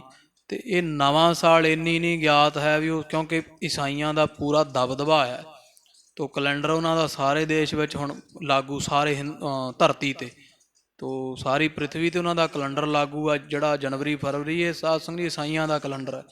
ਤੇ ਇਹ ਨਵਾਂ ਸਾਲ ਈਸਾਈਆਂ ਦੇ ਮਤ ਅਨੁਸਾਰ 1 ਜਨਵਰੀ ਨੂੰ ਆ। ਕਦੀ ਨਵਾਂ ਸਾਲ ਪਹਿਲੀ ਗੱਲ ਤਾਂ ਹੁੰਦਾ ਹੀ ਨਹੀਂ, ਕਿਉਂਕਿ ਰਾਤੀ ਰੂਤੀ ਥਿੱਤੀ ਮਾਹੋ, ਸੂਰਜ ਚੜ੍ਹੀ ਜਾਂਦਾ, ਛੁਪੀ ਜਾਂਦਾ। ਨਵਾਂ ਦਾ ਤਾਂ ਹੋਵੇ ਨਾ ਵੀ ਆਰੰਭ ਜਦੋਂ ਹੋਇਆ ਹੋਵੇ। ਹੁਣ ਕਿਸੇ ਨੂੰ ਕੀ ਪਤਾ ਵੀ ਧਰਤੀ ਕਦੋਂ ਬਣੀ ਹੈ, ਜਾ ਕਰਤਾ ਸਿਰ ਠੀਕ ਆ ਸਾਜੇ ਆਪੇ ਜਾਣਾ ਸੋਈ, ਵੀ ਪਰਮੇਸ਼ਰ ਜਾਣਦਾ ਹੈ ਨਾ ਵੀ ਕਦੋਂ ਬਣੀ ਧਰਤੀ। ਤੇ ਨਵਾਂ ਸਾਲ ਤਾਂ ਗਿਣੀ ਨਾ ਵੀ ਅੱਜ ਰੁੱਤ ਆਰੰਭ ਹੋਈ ਹੈ, ਰੁੱਤ ਕੀ ਪਤਾ ਕਦੋਂ ਆਰੰਭ ਹੋਈ ਹੈ, ਕਿਸੇ ਨੂੰ ਕੋਈ ਗਿਆਨ ਨਹੀਂ ਹੈ। ਤੋ ਇਸ ਲਈ ਨਵਾਂ ਸਾਲ ਤਾਂ ਸਾਧ ਸੰਗਤ ਜੀ ਉਦੋਂ ਹੈ ਜਿੱਦਣ ਧਰਤੀ ਆਰੰਭ ਹੋਈ ਹੋਵੇ। ਕੋਈ ਜੰਮਿਆ ਮਾਈ ਦਾ ਲਾਲ ਜਿਹੜਾ ਦੱਸੇ ਵੀ ਇਸ ਦਿਨ ਧਰਤੀ ਬਣੀ ਹੈ, ਤੇ ਉਹ ਮੰਨ ਲੈਂਦੇ ਆ ਵੀ ਨਵਾਂ ਸਾਲ ਹੈ। ਉਹ ਆਪਦੇ ਪੈਗੰਬਰਾਂ ਨੂੰ ਯਾਦ ਕਰਨ ਵਾਸਤੇ ਸਾਧ ਸੰਗਤ ਜੀ ਕੈਲੰਡਰ ਬਣਾਏ ਜਾਂਦੇ ਆ। ਅਤੇ ਉਹਨਾਂ ਕੈਲੰਡਰਾਂ ਦੇ ਅਨੁਸਾਰ ਫਿਰ ਨਵੇਂ ਸਾਲ ਮਨਾਏ ਜਾਂਦੇ ਹੈ। 22 ਮਾਰਚ ਨੂੰ ਇਹ ਮੁਸਲਮਾਨ ਮਨਾਉਂਦੇ, ਅੱਜ ਵੀ ਮਨਾਉਂਦੇ ਪੂਰੇ ਜਾਹੋ ਜਲਾਲ ਦੇ ਨਾਲ। ਪਰ ਆਪਣੇ 12 ਮਾਹ ਦੇ ਅਨੁਸਾਰ ਜਿਹੜਾ ਹੈ ਇੱਕ ਚੇਤ ਨੂੰ ਹੁੰਦਾ ਹੈ, ਚੇਤ ਗੋਬਿੰਦ ਅਰਾਧੀਆ ਹੋਵੇ ਆਨੰਦ ਘਣਾ, ਸੰਤ ਜਨਾ ਮਿਲ ਪਾਈਆ ਰਸਨਾ ਨਾਮ ਭਣਾ। ਤੋ ਇੱਕ ਚੇਤ ਨੂੰ, ਪਰ ਇੱਥੇ ਹੁਣ ਪਹਿਲੇ ਮਾਈਆਂ ਨੂੰ ਬਜ਼ੁਰਗਾਂ ਨੂੰ ਜ਼ਰੂਰ ਪਤਾ ਹੁੰਦਾ ਸੀ ਵੀ ਚਲੋ ਇੱਕ ਚੇਤ ਨਵਾਂ ਸਾਲ ਹੈ ਗੁਰਮਤਿ ਅਨੁਸਾਰ ਦੇਸੀ ਮਹੀਨੇ ਦਾ। ਤੋ ਹੁਣ ਨਹੀਂ ਕਿਸੇ ਨੂੰ ਇਸ ਗੱਲ ਦੀ ਗਿਆਤ ਹੈ। ਉਹ ਜਿਹੜਾ ਈਸਾਈ ਕੈਲੰਡਰ ਹੈ 1 ਜਨਵਰੀ ਨੂੰ ਨਵਾਂ ਸਾਲ ਮੰਨ ਕੇ ਕੋਈ ਪਟਾਕੇ ਚਲਾਈ ਜਾਂਦਾ ਹੈ, ਕੋਈ ਸ਼ਰਾਬ ਨਾਲ ਰੱਜੀ ਜਾਂਦਾ ਹੈ, ਕੋਈ ਇੱਥੇ ਡੀਜੇ ਲਾ ਕੇ ਨੱਚੀ ਜਾਂਦੇ ਹੈ। ਪਰ ਪਤਾ ਨਹੀਂ ਹੈ ਮੁੱਢ ਦਾ ਵੀ, ਮੁੱਢ ਕੀ ਹੈ ਗੱਲ ਦਾ ਕੋਈ ਪਤਾ ਨਹੀਂ ਵੀ ਕਿਹੜਾ ਚੀਜ਼ ਕਿੱਥੋਂ ਚੱਲੀ ਹੈ, ਇਹਦਾ ਆਰੰਭ ਕੀ ਹੈ, ਇਹਦਾ ਮੁੱਢ ਕੀ ਹੈ। ਪਰ ਵਿਚਾਰ ਨਹੀਂ ਨਾ ਖੋਜਣ ਦੀ, ਕਦੇ ਖੋਜ ਵਾਲੀ ਬਿਰਤੀ ਸਾਡੀ ਸਿੱਖਾਂ 'ਚ ਰਹੀ ਹੈ, ਕਿਉਂਕਿ ਕੌਮ ਅਨਪੜ੍ਹ ਹੋ ਰਹੀ ਹੈ, ਪੜ੍ਹਨਾ ਅਸੀਂ ਹੈ ਨਹੀਂ। 20-22 ਸਾਲ ਅਸੀਂ ਸਕੂਲਾਂ ਯੂਨੀਵਰਸਿਟੀਆਂ ਵਿੱਚ ਪੜ੍ਹ ਲੈਂਦੇ, ਆਪਦੇ ਜਵਾਕ ਵੀ ਪੜ੍ਹਾ ਲੈਂਦੇ, ਅਤੇ ਸੰਥਿਆ ਕਰਾਉਣ ਕੇ ਵੇਖ ਲਓ। ਸਿਰਫ 1 ਸਾਲ 'ਚ ਹੀ ਸੰਥਿਆ ਹੁੰਦੀ ਨਾ, ਚਲੋ ਬਹੁਤਾ ਤਾਂ ਨਹੀਂ। ਗੁਰੂ ਗ੍ਰੰਥ ਸਾਹਿਬ ਮਹਾਰਾਜ ਦੀ ਸੰਥਿਆ 'ਤੇ 1 ਸਾਲ ਲੱਗਦਾ। ਪਰ ਮੈਨੂੰ ਦੱਸੋ ਕਿਹੜਾ ਮਾਈ ਬਾਪ ਜਿਹੜਾ ਆਖਿਆ ਵੀ 20 ਸਾਲ ਪੁੱਤ ਤੂੰ ਪੜ੍ਹ ਲਿਆ ਸਕੂਲ 1 ਸਾਲ, ਹੁਣ ਸਕੂਲ ਇੱਕ ਵਾਰੀ ਬੰਦ ਕਰਕੇ ਅਤੇ ਸੰਥਿਆ ਕਰ 1 ਸਾਲ ਕਿਸੇ ਟਕਸਾਲ ਵਿੱਚ ਸੰਪਰਦਾ 'ਚ ਰਹਿ ਕੇ, ਕੋਈ ਨਹੀਂ ਆਖੂਗਾ। ਉਸ ਤਰ੍ਹਾਂ ਕਹਿੰਦੇ ਜੀ ਅਸੀਂ ਬੜੀ ਜੀ, ਸਾਡੇ ਮਨ ਵਿੱਚ ਬੜਾ ਪੰਥ ਦਾ ਦਰਦ ਹੈ ਜੀ। ਤੋ ਪੜ੍ਹਾਓ ਨਾ ਬੱਚਿਆਂ ਨੂੰ, ਗੁਰੂ ਗ੍ਰੰਥ ਸਾਹਿਬ ਦੀ ਸੰਥਿਆ ਕਰਾਓ, ਕੋਈ ਕਥਾ ਦੇ ਗ੍ਰੰਥ ਪੜ੍ਹਾਓ ਜਿਹਦੇ ਨਾਲ ਤੁਹਾਡੇ ਬੱਚੇ ਨੂੰ ਸੋਝੀ ਪਵੇ ਕਿ ਗੁਰੂ ਗ੍ਰੰਥ ਸਾਹਿਬ ਦੀ ਕਥਾ ਕੀ ਹੈ, ਕੋਈ ਵਿਚਾਰ ਇਹਨਾਂ 'ਚ ਪੈਦਾ ਹੋਵੇ, ਕੱਲ੍ਹ ਨੂੰ ਪਤਾ ਲੱਗੇ ਵੀ ਕੌਮ ਨੂੰ ਕਿੱਥੋਂ ਢਾਹ ਲੱਗਦੀ ਆ, ਇੱਥੇ ਫਰਕ ਹੈ ਭਾਈ, ਆਹ ਸਾਡਾ ਸਿਧਾਂਤ ਹੈ, ਆਹ ਸਾਡਾ ਸਿਧਾਂਤ ਨਹੀਂ ਹੈ। ਪਤਾ ਕਿਵੇਂ ਲੱਗੇਗਾ? ਕਿਉਂਕਿ ਧਰਮ ਦੇ ਖੇਤਰ 'ਚ ਕੌਮ ਅਨਪੜ੍ਹ ਹੈ, ਅਤੇ ਜਿਹੜਾ ਦੁਨਿਆਵੀ ਗਿਆਨ ਹੈ ਉਹ ਪੰਡਾਂ ਸਾਰੇ ਬੰਨੀ ਫਿਰਦੇ ਆ ਜੀ। ਇਸ ਤਰ੍ਹਾਂ ਵੀ ਦੁਨਿਆ ਬਾਰੇ, ਬਾਹਰ ਬਾਰੇ ਬਹੁਤ ਕੁਝ ਪਤਾ ਹੈ, ਪਰ ਆਪਦੇ ਧਰਮ ਬਾਰੇ ਕਿਸੇ ਨੂੰ 10 ਗੁਰੂ ਸਾਹਿਬ ਦੇ ਨਾਂ ਨਹੀਂ ਪਤਾ। 5 ਪਿਆਰਿਆਂ ਦੇ ਤਰਤੀਬਵਾਰ ਨਾਮ ਪੁੱਛ ਲਓ। ਇੱਥੇ ਆ ਚੈਨਲ ਵਾਲੇ ਵੇਖੀ ਦਾ ਮੋਬਾਇਲ 'ਤੇ ਕਿੰਨਾ ਮੁੜ ਕੇ ਮਖੌਲ ਬਣਾਉਂਦੇ ਸਾਡੇ ਬੱਚਿਆਂ ਦਾ। ਚੰਗੇ ਭਲੇ ਬੱਚੇ ਇੱਥੋਂ ਜਾਂਦੇ ਆ ਸਰਹੰਦ ਫਤਿਹਗੜ੍ਹ ਸਾਹਿਬ, ਉੱਥੇ ਮੈਕ ਅੱਗੇ ਕਰ ਦਿੰਦੇ ਜੀ ਇੱਥੇ ਕੀ ਲੈਣ ਆਏ ਹੋ, ਇੱਥੇ ਹੈ ਕੀ, ਇਤਿਹਾਸ ਕੀ ਹੈ ਜੀ, ਅੱਗੋਂ ਫਿਰ ਹੱਸ ਕੇ ਵਿਖਾ ਦਿੰਦੇ ਆ। ਇਹਨਾਂ ਨੂੰ ਇੰਨਾ ਨਹੀਂ ਪਤਾ ਵੀ ਫਤਿਹਗੜ੍ਹ ਸਾਹਿਬ ਧਰਤੀ ਕਿਹਨਾਂ ਦੀ ਹੈ, ਇੱਥੇ ਸਾਕਾ ਕਿਹੜਾ ਹੋਇਆ, ਮੁਕਤਸਰ ਸਾਹਿਬ ਕਿਹੜੇ ਪਾਤਸ਼ਾਹ ਮਹਾਰਾਜ ਆਏ ਹੈ, ਗੁਰਧਾਮ ਕਿੰਨੇ ਆ ਮੁਕਤਸਰ ਸਾਹਿਬ, ਗੁਰੂ ਗੋਬਿੰਦ ਸਿੰਘ ਮਹਾਰਾਜ ਦੇ ਵੱਡੇ ਸਾਹਿਬਜ਼ਾਦੇ ਦਾ ਨਾਮ ਕੀ ਹੈ, ਛੋਟਿਆਂ ਬਾਬਿਆਂ ਦਾ ਨਾਮ ਕੀ ਹੈ, 5 ਸਿੰਘਾਂ ਦਾ ਨਾਮ ਕੀ ਹੈ, ਖਾਲਸੇ ਦੀ ਮਾਤਾ ਕੌਣ ਹੈ, ਖਾਲਸੇ ਦਾ ਘਰ ਕਿਹੜਾ ਹੈ, ਖਾਲਸੇ ਦੇ ਨਾਨਕੇ ਕਿਹੜੇ ਹੈ, 4 ਗੁਰਧਾਮ ਕਿਹੜੇ ਆ, 4 ਬਜਰ ਕੁਰੈਤਾਂ ਕਿਹੜੀਆਂ, 4 ਰਹਿਤਾਂ ਕਿਹੜੀਆਂ, 5 ਬਾਣੀਆਂ ਕਿਹੜੀਆਂ। ਤੋ ਕੁਛ ਨਹੀਂ ਪਤਾ ਇਹਦੇ ਬਾਰੇ। ਤੋ ਇਸ ਤਰ੍ਹਾਂ 20-20 22-22 ਸਾਲ ਜਿਹੜਾ ਦੁਨੀਆ ਦਾ ਗਿਆਨ ਜ਼ਰੂਰ ਇਕੱਠਾ ਅਸੀਂ ਕਰਵਾ ਦਿੰਦੇ ਆਪਦੇ ਬੱਚਿਆਂ ਨੂੰ, ਪਰ ਕੋਈ ਮਾਂ ਬਾਪ ਇਹੋ ਜਿਹਾ ਨਹੀਂ ਜਿਹੜਾ ਆਖੇ ਪੁੱਤ ਹੁਣ ਬਹੁਤ ਪੜ੍ਹ ਲਿਆ, 1 ਸਾਲ ਨਾਲ ਤੇਰਾ ਕੁਝ ਨਹੀਂ ਵਿਗੜਨ ਲੱਗਾ, ਆਪਾਂ ਨੂੰ ਮਹਾਰਾਜ ਦਾ ਦਿੱਤਾ ਸਾਰਾ ਕੁਝ ਹੈ, ਅਤੇ ਤੂੰ ਮੇਰਾ ਪੁੱਤ ਜਾ ਕੇ ਸੰਥਿਆ ਕਰ ਸੰਪਰਦਾ ਕਿਸੇ ਦੇ ਵਿੱਚ। ਕੋਈ ਮਾਂ ਬਾਪ ਐਸਾ ਨਹੀਂ। ਤੋ ਇਸ ਕਰਕੇ ਪਤਾ ਨਹੀਂ ਲੱਗਦਾ ਵੀ ਹਿਜਰੀ ਜਾਂ ਈਸਾਈ ਕੈਲੰਡਰ ਹੈ ਇਹ ਅਸੀਂ ਕਿਹਦੇ ਅਨੁਸਾਰ ਮਨਾ ਰਹੇ ਹਾਂ, ਮਨਮਤ ਕੀ ਹੈ, ਗੁਰਮਤ ਕੀ ਹੈ, ਕੁਝ ਪਤਾ ਨਹੀਂ। ਫਿਰ ਇੱਥੇ ਵੇਖੋ ਹੁਣ ਉਦੋਂ ਇਹਨਾਂ ਦਾ ਦਬਦਬਾ ਸੀਗਾ ਮੁਸਲਮਾਨਾਂ ਦਾ ਭਾਰਤ ਵਰਸ਼ ਅੰਦਰ, ਇੱਥੇ ਵੀ ਇਸ ਤਰ੍ਹਾਂ ਮਨਾਇਆ ਜਾਂਦਾ ਰਿਹਾ। ਫਰਵਰਦੀਨ ਦਾ ਮਹੀਨਾ ਨਵਾਂ ਸਾਲ ਜਿਹੜਾ ਇਹ 22 ਮਾਰਚ ਨੂੰ ਹੁਣ ਵੀ ਮਨਾਉਂਦੇ ਅਰਬ ਦੇਸ਼ਾਂ ਦੇ ਅੰਦਰ। ਤੋ ਗਰੀਬ ਨਵਾਜ਼ ਸੱਚੇ ਪਾਤਸ਼ਾਹ ਗੁਰੂ ਅਰਜਨ ਦੇਵ ਮਹਾਰਾਜ ਅਤੇ ਗੁਰੂ ਨਾਨਕ ਦੇਵ ਪਾਤਸ਼ਾਹ ਦੇ 12 ਮਾਹ, ਇੱਕ ਤੁਖਾਰੀ ਰਾਗੰਦ ਗੁਰੂ ਨਾਨਕ ਸਾਹਿਬ ਜੀ ਦੇ 12 ਮਾਹ ਅਤੇ ਇੱਕ ਮਾਝ ਰਾਗ ਅੰਦਰ ਧੰਨ ਧੰਨ ਸਾਹਿਬ ਸ਼੍ਰੀ ਗੁਰੂ ਅਰਜਨ ਦੇਵ ਮਹਾਰਾਜ ਨੇ ਉਚਾਰਨ ਕੀਤੀ ਹੈ। ਦੋਵੇਂ ਫੱਗਣ ਚੇਤਰ ਤੋਂ ਸਾਧ ਸੰਗ ਜੀ ਆਰੰਭ ਹੁੰਦੇ ਆ ਮਹੀਨੇ। ਤੋ ਇਸ ਕਰਕੇ ਸਾਡਾ ਨਵਾਂ ਸਾਲ ਜਿਹੜਾ ਉਹ ਜੇ ਮਨਾਉਣਾ ਵੀ ਹੈ ਅਤੇ ਫਿਰ ਵੀ ਚੇਤਰ ਦਾ ਮਹੀਨਾ ਜਿਹੜਾ ਉਹਨੂੰ ਮੁੱਖ ਰੱਖ ਕੇ, ਨਵਾਂ ਸਾਲ ਤਾਂ ਨਹੀਂ ਪਹਿਲਾ ਮਹੀਨਾ ਗਿਣ ਲਓ ਵੀ ਚਲੋ ਅਗਲਾ ਸਾਲ ਆਰੰਭ ਹੋਇਆ, ਇਹਦਾ ਪਹਿਲਾ ਮਹੀਨਾ 1 ਚੇਤ ਪਹਿਲਾ ਦਿਨ ਜਾਣ ਕੇ ਕੋਈ ਚਾਅ ਮਹਾਰਾਜ ਦੀ ਕੋਈ ਬਾਣੀ ਪੜ੍ਹ ਲਈ ਜਾਵੇ। ਤੋ ਇਸ ਤਰ੍ਹਾਂ ਰਹੋ ਵਿਚਾਰ। ਇਹ ਚੰਦੂ ਕਹਿੰਦਾ ਇਹ ਬਾਦਸ਼ਾਹ ਫਰਵਰਦੀਨ ਮਹੀਨਾ ਜਿਹੜਾ ਪਹਿਲਾ ਦਿਨ ਹੁੰਦਾ ਅਤੇ ਆਪਾਂ ਚੱਲੀਏ ਜਾ ਕਰਕੇ ਨਵਾਂ ਸਾਲ ਦਿੱਲੀ ਮਨਾਈਏ ਜੀ। ਇਤਿਆਦਿਕ ਬਹੁ ਬਾਤ ਬਣਾਏ, ਤੇ ਬੜੀਆਂ ਗੱਲਾਂ ਬਣਾਉਂਦਾ ਹੈ ਬਾਦਸ਼ਾਹ, ਜਹਾਂਗੀਰ ਨੂੰ ਸੁਣਾਉਂਦਾ ਹੈ ਇਹ ਚੰਦੂ ਪਾਪੀ ਜੋ ਹੈ। ਸਭ ਉਮਰਾਵਣ ਦਿਓ ਸਿਖਾਏ, ਸਾਰੇ ਉਮਰਾਵ ਹੀ ਇਹਨੇ ਸਿਖਾ ਦਿੱਤੇ ਆ ਜਿੰਨੇ ਨਾ, ਉਹਨਾਂ ਸਾਰਿਆਂ ਨੂੰ ਵੱਢੀ ਪਾ ਦਿੱਤੀ ਬੁਰਕੀ, ਲਾਲਚ ਦੇ ਦਿੱਤਾ ਵੀ ਜਿਵੇਂ ਮੈਂ ਕਹਾਂਗਾ ਉਸੇ ਤਰ੍ਹਾਂ ਤੁਸੀਂ ਕਰਨਾ, ਵੀ ਬਾਦਸ਼ਾਹ ਨੂੰ ਤੁਸੀਂ ਵੀ ਦਿੱਲੀ ਵੱਲ ਨੂੰ ਖਿੱਚੋ। ਜਯੋ ਕਯੋ ਕਰ ਅਬ ਸਾਹੂ ਚੜਾਵਹ। ਜਿਵੇਂ ਕਿਵੇਂ ਬਣਦੀ ਹੈ ਚਲੋ ਬਣਾਓ ਸਕੀਮ, ਸਾਰੇ ਰਲ ਕੇ ਜ਼ੋਰ ਪਾਓ ਤੇ ਸ਼ਾਹ ਬਾਦਸ਼ਾਹ ਨੂੰ ਇੱਥੋਂ ਚੜਾ ਕੇ ਦਿੱਲੀ ਲੈ ਚੱਲੀਏ। ਚੱਲਹ ਸਕਲ ਨਿਜ ਘਰ ਸੁਖ ਪਾਵਹ। ਤੇ ਤੁਸੀਂ ਵੀ ਨਾਲੇ ਚੱਲੋ। ਇਹ ਵੀ ਕਹਿ ਦਿੱਤਾ ਵੀ ਇੰਨੇ ਨਾਲ ਤੁਸੀਂ ਜੋ ਇੱਥੇ ਬੈਠੇ ਹੋ ਤੇ ਆਪਦੇ ਘਰਾਂ 'ਚ ਜਾ ਕੇ ਬਾਲ ਬੱਚਿਆਂ ਨੂੰ ਮਿਲੋ, ਆਪਾਂ ਬਾਦਸ਼ਾਹ ਨੂੰ ਵੀ ਲੈ ਚੱਲੀਏ ਤੇ ਤੁਸੀਂ ਵੀ ਚਲੇ ਜਾਣਾ। ਜਦੋਂ ਬਾਦਸ਼ਾਹ ਨੇ ਇੱਥੇ ਰਿਹਾ ਤੇ ਉੱਥੇ ਜਾ ਕਰਕੇ ਆਪਣੇ ਪਰਿਵਾਰਾਂ ਵਿੱਚ ਰਹਾਂਗੇ, ਸੁਖ ਮਾਣਾਂਗੇ। ਦਿਨ ਪ੍ਰਤ ਸਰਬ ਕਚਹਿਰੀ ਕਹੈ। ਤੋ ਫਿਰ ਸਾਧ ਸੰਗ ਜੀ ਦਿਨ ਰਾਤ ਇੱਕੋ ਹੀ ਗੱਲ ਹੋਣ ਲੱਗ ਪਈ। ਚੰਦੂ ਨੇ ਸਿਖਾ ਦਿੱਤੇ ਸਾਰੇ ਤੇ ਬਾਦਸ਼ਾਹ ਦੀ ਕਚਹਿਰੀ ਵਿੱਚ ਇੱਕੋ ਹੀ ਗੱਲ ਹੁਣ ਹੁੰਦੀ ਹੈ। ਅਬ ਦਿੱਲੀ ਮਹਿ ਸੁਖ ਬਹੁ ਹੈ। ਵੀ ਬਾਦਸ਼ਾਹ ਦਿੱਲੀ ਚੱਲੀਏ, ਬੜਾ ਸਮਾਂ ਹੋ ਗਿਆ ਆਗਰੇ ਬੈਠਿਆਂ ਨੂੰ, ਉਥੇ ਨਵਾਂ ਸਾਲ ਮਨਾਈਏ ਜਾ ਕੇ, ਬੜੇ ਸੁਖ ਮਾਣਾਂਗੇ। ਸੁਣ ਸਭ ਤੇ ਚਿਤ ਬਿਖੈ ਵਿਚਾਰੀ। ਤੇ ਜਦੋਂ ਇੱਕੋ ਗੱਲ ਹੀ ਹੋਈ ਜਾਂਦੀ ਹੈ ਤੇ ਬਾਦਸ਼ਾਹ ਨੇ ਸਾਰਿਆਂ ਦੀ ਗੱਲ ਸੁਣ ਕੇ ਮਨ 'ਚ ਵਿਚਾਰਿਆ ਹੈ। ਗਮਨ ਕਰਨ ਕਹ ਹੋਇਆ ਤਿਆਰੀ। ਵੀ ਠੀਕ ਹੈ, ਵਿਚਾਰ ਲਿਆ ਵੀ ਚਲੋ ਚਲੇ ਜਾਂਦੇ ਜੇ ਸਾਰੇ ਕਹਿੰਦੇ ਆ। ਤੇ ਬਾਦਸ਼ਾਹ ਹੁਣ ਸਾਧ ਸੰਗਤ ਜੀ ਚੰਦੂ ਨੇ ਇਹੋ ਜਿਹੀ ਉੱਥੇ ਖੇਡ ਖੇਡੀ, ਬਾਦਸ਼ਾਹ ਹੁਣ ਮਹਾਰਾਜ ਦਾ ਤਾਂ ਚੇਤਾ ਹੀ ਭੁੱਲਿਆ ਹੋਇਆ ਇਹਨੂੰ, ਤੇ ਆਗਰੇ ਹੁਣ ਦਿੱਲੀ ਚੜ ਜਾਣ ਵਾਸਤੇ ਤਿਆਰ ਹੋ ਗਿਆ ਹੈ। ਜਹਾਂਗੀਰ ਗਜ ਚੜ ਕਰ ਚਾਲਾ। ਤਿਆਰੇ ਕਰ ਗਏ, ਨਗਾਰੇ ਵੱਜ ਗਏ ਹੈ। ਜਹਾਂਗੀਰ ਹਾਥੀ ਤੇ ਚੜ ਤਿਆਰ ਬੈਠਾ ਹੈ। ਦਿਨ ਪ੍ਰਤ ਮਜਲੇ ਕਰਤ ਵਿਸ਼ਾਲਾ। ਤੇ ਦਿਨ ਰਾਤ ਤੁਰੇ ਜਾਂਦੇ ਆ। ਆਗਰਿਓਂ ਸਾਰਾ ਲਾਮ ਲਸ਼ਕਰ ਪੱਟ ਕੇ ਲੈ ਗਏ ਦਿੱਲੀ ਵੱਲ ਨੂੰ। ਦਿੱਲੀ ਆਣ ਪ੍ਰਵੇਸ਼ਿਓ ਸ਼ਾਹੂ। ਕੁਝ ਕੁ ਦਿਨਾਂ ਵਿੱਚ ਹੀ ਬਾਦਸ਼ਾਹ ਦਿੱਲੀ ਆਣ ਪਹੁੰਚਿਆ ਹੈ। ਮਿਲੀ ਬ੍ਰਿੰਦ ਬੇਗਮ ਨਿਚ ਨਾਹੂ। ਆਪਣੀਆਂ ਬੇਗਮਾਂ ਨੂੰ, ਆਪਣੇ ਬੱਚਿਆਂ ਨੂੰ ਮਿਲ ਕੇ ਬੜਾ ਮੋਹ ਤੇ ਕੀਤਾ ਇਸਨੇ। ਚੰਦੂ ਅਧਿਕ ਆਨੰਦਨ ਭਇਓ। ਆਨੰਦਿਤ ਭਇਓ, ਚੰਦੂ ਬੜਾ ਖੁਸ਼ ਹੋਇਆ ਬਾਦਸ਼ਾਹ ਨੂੰ ਦਿੱਲੀ ਲਿਆ ਕੇ। ਲਓ ਵੀ ਹੁਣ ਮਹਾਰਾਜ ਤਾਂ ਕਿਧਰੇ ਰਹਿ ਗਏ ਗਵਾਲੀਅਰ, ਤੇ ਪਹਿਲਾਂ ਆਗਰੇ ਹੀ ਖਬਰ ਪਹੁੰਚੂ ਤੇ ਆਗਰੇ ਨੇ ਬਾਦਸ਼ਾਹ ਨੂੰ ਰਹਿਣ ਦਿੱਤਾ। ਤੇ ਚੰਦੂ ਸਾਰਿਆਂ ਤੋਂ ਵੱਧ ਖੁਸ਼ ਹੁੰਦਾ ਹੈ। ਗੁਰੂ ਬ੍ਰਿਦੰਤ ਬਿਸਰ ਅਬ ਗਇਓ। ਤੇ ਇਹਨੇ ਜਾਣਿਆ ਵੀ ਬਾਦਸ਼ਾਹ ਹੁਣ ਪਰਿਵਾਰ 'ਚ ਆਪਦੇ 'ਚ ਮਿਲ ਗਿਆ ਹੈ।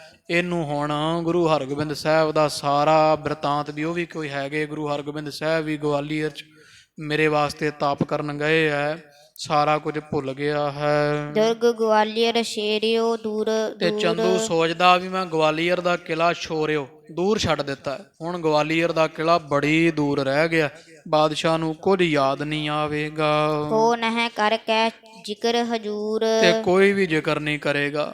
ਭਾਵ ਇਹਨੇ ਆਪਦੇ ਮਨੁੱਖ ਵੀ ਸਮਝਾ ਦਿੱਤੇ ਨਾਲ ਦੇ ਵੀ ਕੋਈ ਵੀ ਬਾਦਸ਼ਾਹ ਕੋਲ ਇਸ ਗੱਲ ਦਾ ਜ਼ਿਕਰ ਨਾ ਕਰੇ। ਗੁਰੂ ਕੈਦੀਅਨ ਮਹਿ ਪਰ ਗਇਓ। ਤੇ ਖੁਸ਼ ਹੁੰਦਾ ਹੈ ਚੰਦੂ, ਕੱਛੀ ਹੱਸਦਾ ਹੈ, ਕਹਿੰਦਾ ਕਿ ਗੁਰੂ ਹਰਗੋਬਿੰਦ ਸਾਹਿਬ ਤਾਂ ਹੁਣ ਕੈਦੀਆਂ 'ਚ ਹੀ ਰਹਿਣਗੇ, ਗਏ ਤਾਂ ਜਪ ਕਰਨਾ ਤੇ ਹੁਣ ਵੇਖਾਂਗੇ ਉੱਥੇ ਜਿੱਥੇ ਕੈਦੀ ਰਹਿੰਦੇ ਆ ਉਹਨਾਂ ਕੈਦੀਆਂ 'ਚ ਹੀ ਸਾਰੀ ਉਮਰ ਕੱਟਣਗੇ। ਮਰਹਿ ਤਹਾ ਹੀ ਰਿਪ ਮਮ ਛਯੋ। ਤੇ ਮੇਰਾ ਦੁਸ਼ਮਣ ਉੱਥੇ ਜਿਵੇਂ ਦੂਜੇ ਭੁੱਖੇ ਮਰਨਗੇ ਤੇ ਗੁਰੂ ਹਰਗੋਬਿੰਦ ਸਾਹਿਬ ਮੇਰਾ ਵੱਡਾ ਵੈਰੀ ਉਸ ਕਿਲੇ ਵਿੱਚ ਹੀ ਮਰ ਮੁੱਕ ਜਾਵੇਗਾ।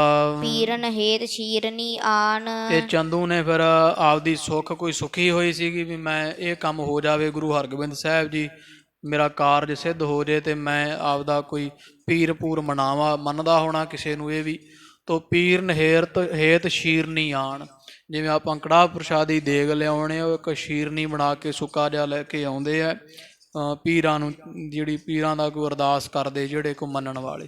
ਚੰਦੂ ਨੇ ਪੀਰਾਂ ਵਾਸਤੇ ਸ਼ੀਰਨੀ ਦਿੱਤੀ ਹੈ। ਤੁਰਕ ਸਮੀਪ ਦਰੂਦ ਬਖਾਨ। ਤੇ ਕੁਝ ਤੁਰਕ ਸੱਦ ਕੇ ਇਹ ਜਿਹੜੇ ਕੋ ਪੜਨ ਵਾਲੇ ਹੁੰਦੇ ਆ ਤੋ ਸ਼ੀਰਨੀ ਦਰੂਦ ਹੁੰਦਾ, ਜਿਵੇਂ ਆਪਾਂ ਅਰਦਾਸ ਕਰਦੇ ਆ ਇਹ ਬਾਂਗ ਜੀ ਮਾਰਦੇ ਆ ਤੁਰਕ, ਉਹਨੂੰ ਦਰੂਦ ਕਹਿੰਦੇ ਆ।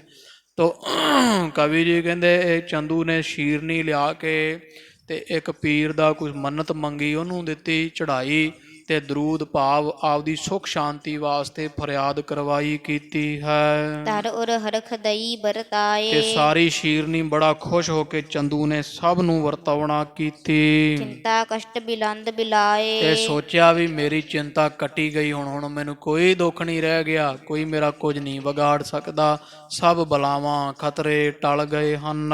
ਸ੍ਰੀ ਅਰਜਨ ਪੂਰਬ ਮੈਂ ਮਾਰਿਓ। ਤੇ ਮਨ 'ਚ ਹੱਸਦਾ ਕਹਿੰਦਾ ਪਹਿਲਾਂ ਮੈਂ ਧੰਨ ਗੁਰੂ ਅਰਜਨ ਦੇਵ ਮਹਾਰਾਜ ਨੂੰ ਸ਼ਹੀਦ ਕੀਤਾ ਤਸੀਹੇ ਦੇ ਦੇ ਕੇ। ਤਿਸ ਕੋ ਪੁੱਤਰ ਕੈਦ ਮਹਿ ਡਾਰਿਓ। ਤੇ ਹੁਣ ਮੈਂ ਉਹਨਾਂ ਦੇ ਪੁੱਤਰ ਹਰਗੋਬਿੰਦ ਸਾਹਿਬ ਨੂੰ ਕੈਦ ਵਿੱਚ ਦੇ ਕੇ ਮਾਰਾਂਗਾ।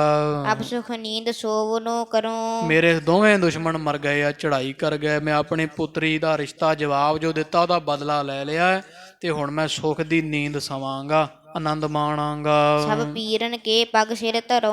ਤੇ ਜਿਹੜੇ ਪੀਰ ਮਨਾਉਂਦਾ ਹੈ ਉਹਨਾਂ ਦੇ ਚਰਨੀ ਕਹਿੰਦਾ ਮੈਂ ਸੀਸ ਧਰਾਂਗਾ। ਜਿੰਨੀਆਂ ਸੁੱਖਾਂ ਮੰਨਤਾਂ ਸੁਖੀਆਂ ਸੀ ਉਹ ਸਾਰੀਆਂ ਪੂਰੀਆਂ ਕਰਾਂਗਾ। ਕਰੀ ਮਦਦ ਮੇਰੀ ਬਲ ਲਾਏ। ਤੇ ਪੀਰੋ ਤੁਸੀਂ ਮੇਰੀ ਬੜੀ ਬਲ ਲਾ ਕੇ ਸ਼ਕਤੀਆਂ ਦੇ ਨਾਲ ਮਦਦ ਕੀਤੀ ਹੈ। ਇਮ ਕਹਿ ਮੂਰਖ ਅਧਿਕ ਬਣਾਏ। ਤੋ ਕਵੀ ਜੀ ਕਹਿੰਦਾ ਮੂਰਖ ਚੰਦੂ ਨਾ ਐਂ ਹੀ ਖੁਸ਼ ਹੋਈ ਜਾਂਦਾ ਬਸ ਆਪਦੇ ਆਪ ਚ, ਇਹਨੂੰ ਅਜੇ ਪਤਾ ਨਹੀਂ ਵੀ ਉਹ ਕੌਣ ਹੈ ਜਿਨ੍ਹਾਂ ਨੂੰ ਕਿਲੇ 'ਚ ਤੂੰ ਬੰਦ ਕੀਤਾ ਹੈ।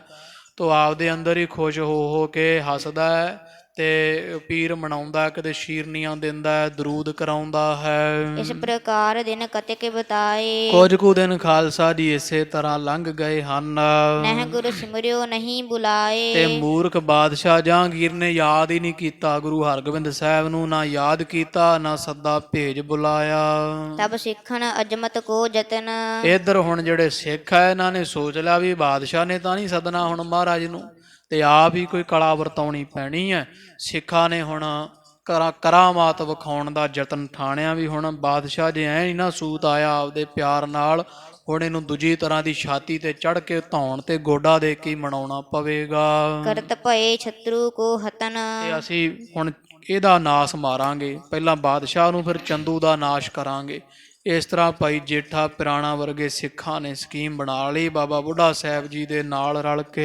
ਇਸ ਪ੍ਰਕਾਰ ਹੀ ਦਿਵਸ ਬਤਾਵਾ। ਤੇ ਦਿਨ ਸਾਰਾ ਲੰਘ ਗਿਆ ਵੀ ਇਹ ਸਲਾਹ ਹੋ ਗਈ ਵੀ ਅੱਜ ਰਾਤ ਨੂੰ ਆਪਾਂ ਬਾਦਸ਼ਾਹ ਜਹਾਂਗੀਰ ਨੂੰ ਬਣਾਵਾਂਗੇ ਬੰਦਾ, ਵੀ ਕਿਵੇਂ ਮਹਾਰਾਜ ਨਾਲ ਇਸ ਤਰ੍ਹਾਂ ਕਰੀਦਾ ਭੁੱਲੀਦਾ ਹੈ।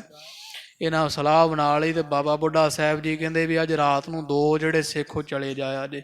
ਤੇ ਦਿਨ ਢਲ ਗਿਆ ਹੈ, ਰਾਤ ਆਣ ਪਈ ਹੈ। ਜਾਮਨ ਭਈ ਤਿਮਰ ਕੋ ਛਾਵਾ। ਜਦੋਂ ਰਾਤ ਪੈ ਗਈ ਤੇ ਆ ਮਸਿਆ ਦੇ ਦਿਨ ਲਾਗੇ ਚੱਲਦੇ ਸੀ, ਐਨ ਕਾਲਾ ਹਨੇਰਾ ਛਾਇਆ ਹੈ। ਲਿਓ ਪਿਰਾਣਾ ਜੇਠੇ ਸੰਗ।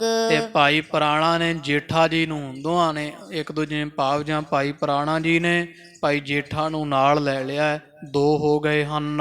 ਤਾਰਨ ਬਣੇ ਕੇ ਹਰੀ ਅੰਗ। ਤੇ ਮਹਾਰਾਜ ਦੇ ਘਰ ਦੇ ਸਿੱਖ ਹੈ ਭਾਈ ਸ਼ਕਤੀ ਬਲ ਕਰਾਮਾਤ ਤਾਂ ਇਹਨਾਂ ਵਿੱਚ ਹੈ ਹੀ ਭਰੀ ਪਈ ਸੀ। ਇਹਨਾਂ ਦੋਹਾਂ ਨੇ ਖਾਲਸਾ ਜੀ ਸ਼ੇਰਾਂ ਦੇ ਬੜੇ ਤਗੜੇ, ਜਿਵੇਂ ਹੁੰਦੇ ਬੱਬਰ ਸ਼ੇਰ, ਵੱਡੇ ਭਾਰੀ ਲੰਮੀ ਬੇਲ ਦੇ ਸ਼ੇਰ ਬੱਬਰਾਂ ਵਾਲੇ ਸਰੀਰ ਬਣਾ ਲਏ ਹਨ। ਆਗਿਆ ਦਿੱਲੀ ਪੁਰ ਮਹਿ ਛਾਹੂ। ਤੇ ਇਥੋਂ ਹੁਣ ਜਿਹੜਾ ਦਿੱਲੀ ਬਾਦਸ਼ਾਹ ਟਿਕਿਆ ਹੋਇਆ ਆਨੰਦ ਦੇ ਨਾਲ, ਇਹਨਾਂ ਸਿੱਖਾਂ ਨੇ ਸ਼ੇਰਾਂ ਦੇ ਸਰੀਰ ਬਣਾ ਲਏ ਹੈ।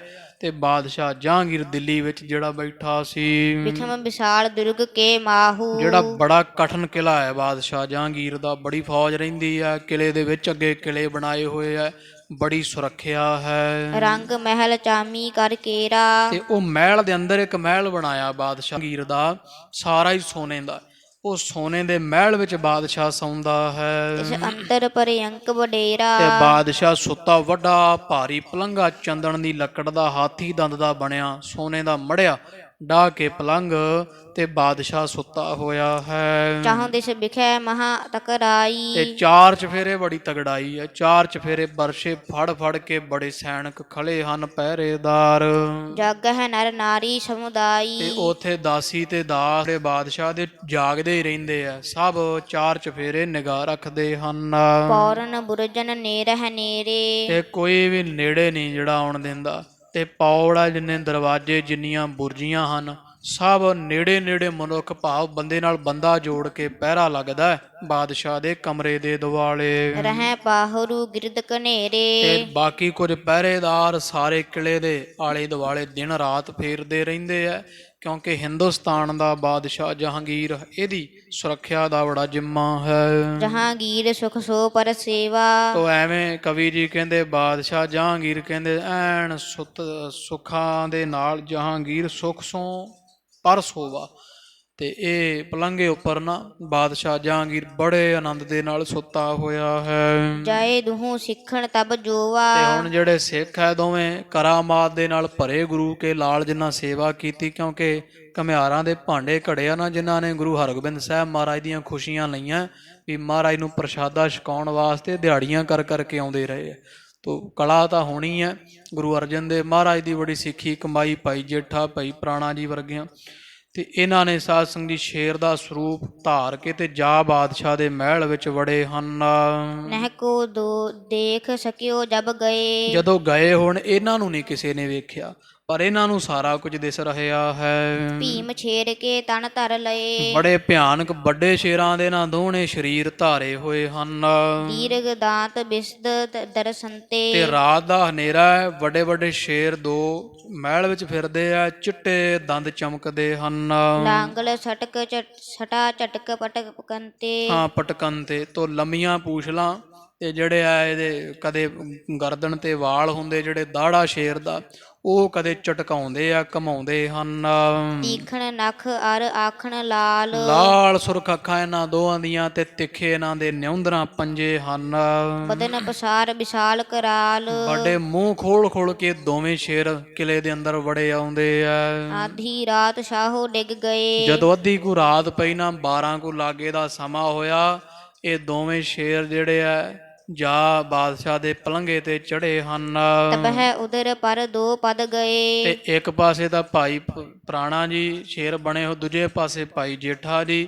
ਇੱਕ ਨੇ ਛਾਤੀ ਤੇ ਦੋਵੇਂ ਪੈਰ ਰੱਖ ਲਏ, ਤੇ ਇੱਕ ਨੇ ਇਹਦੇ ਪੇਟ ਤੇ ਦੋਵੇਂ ਪੰਜੇ ਰੱਖ ਲਏ ਹਨ।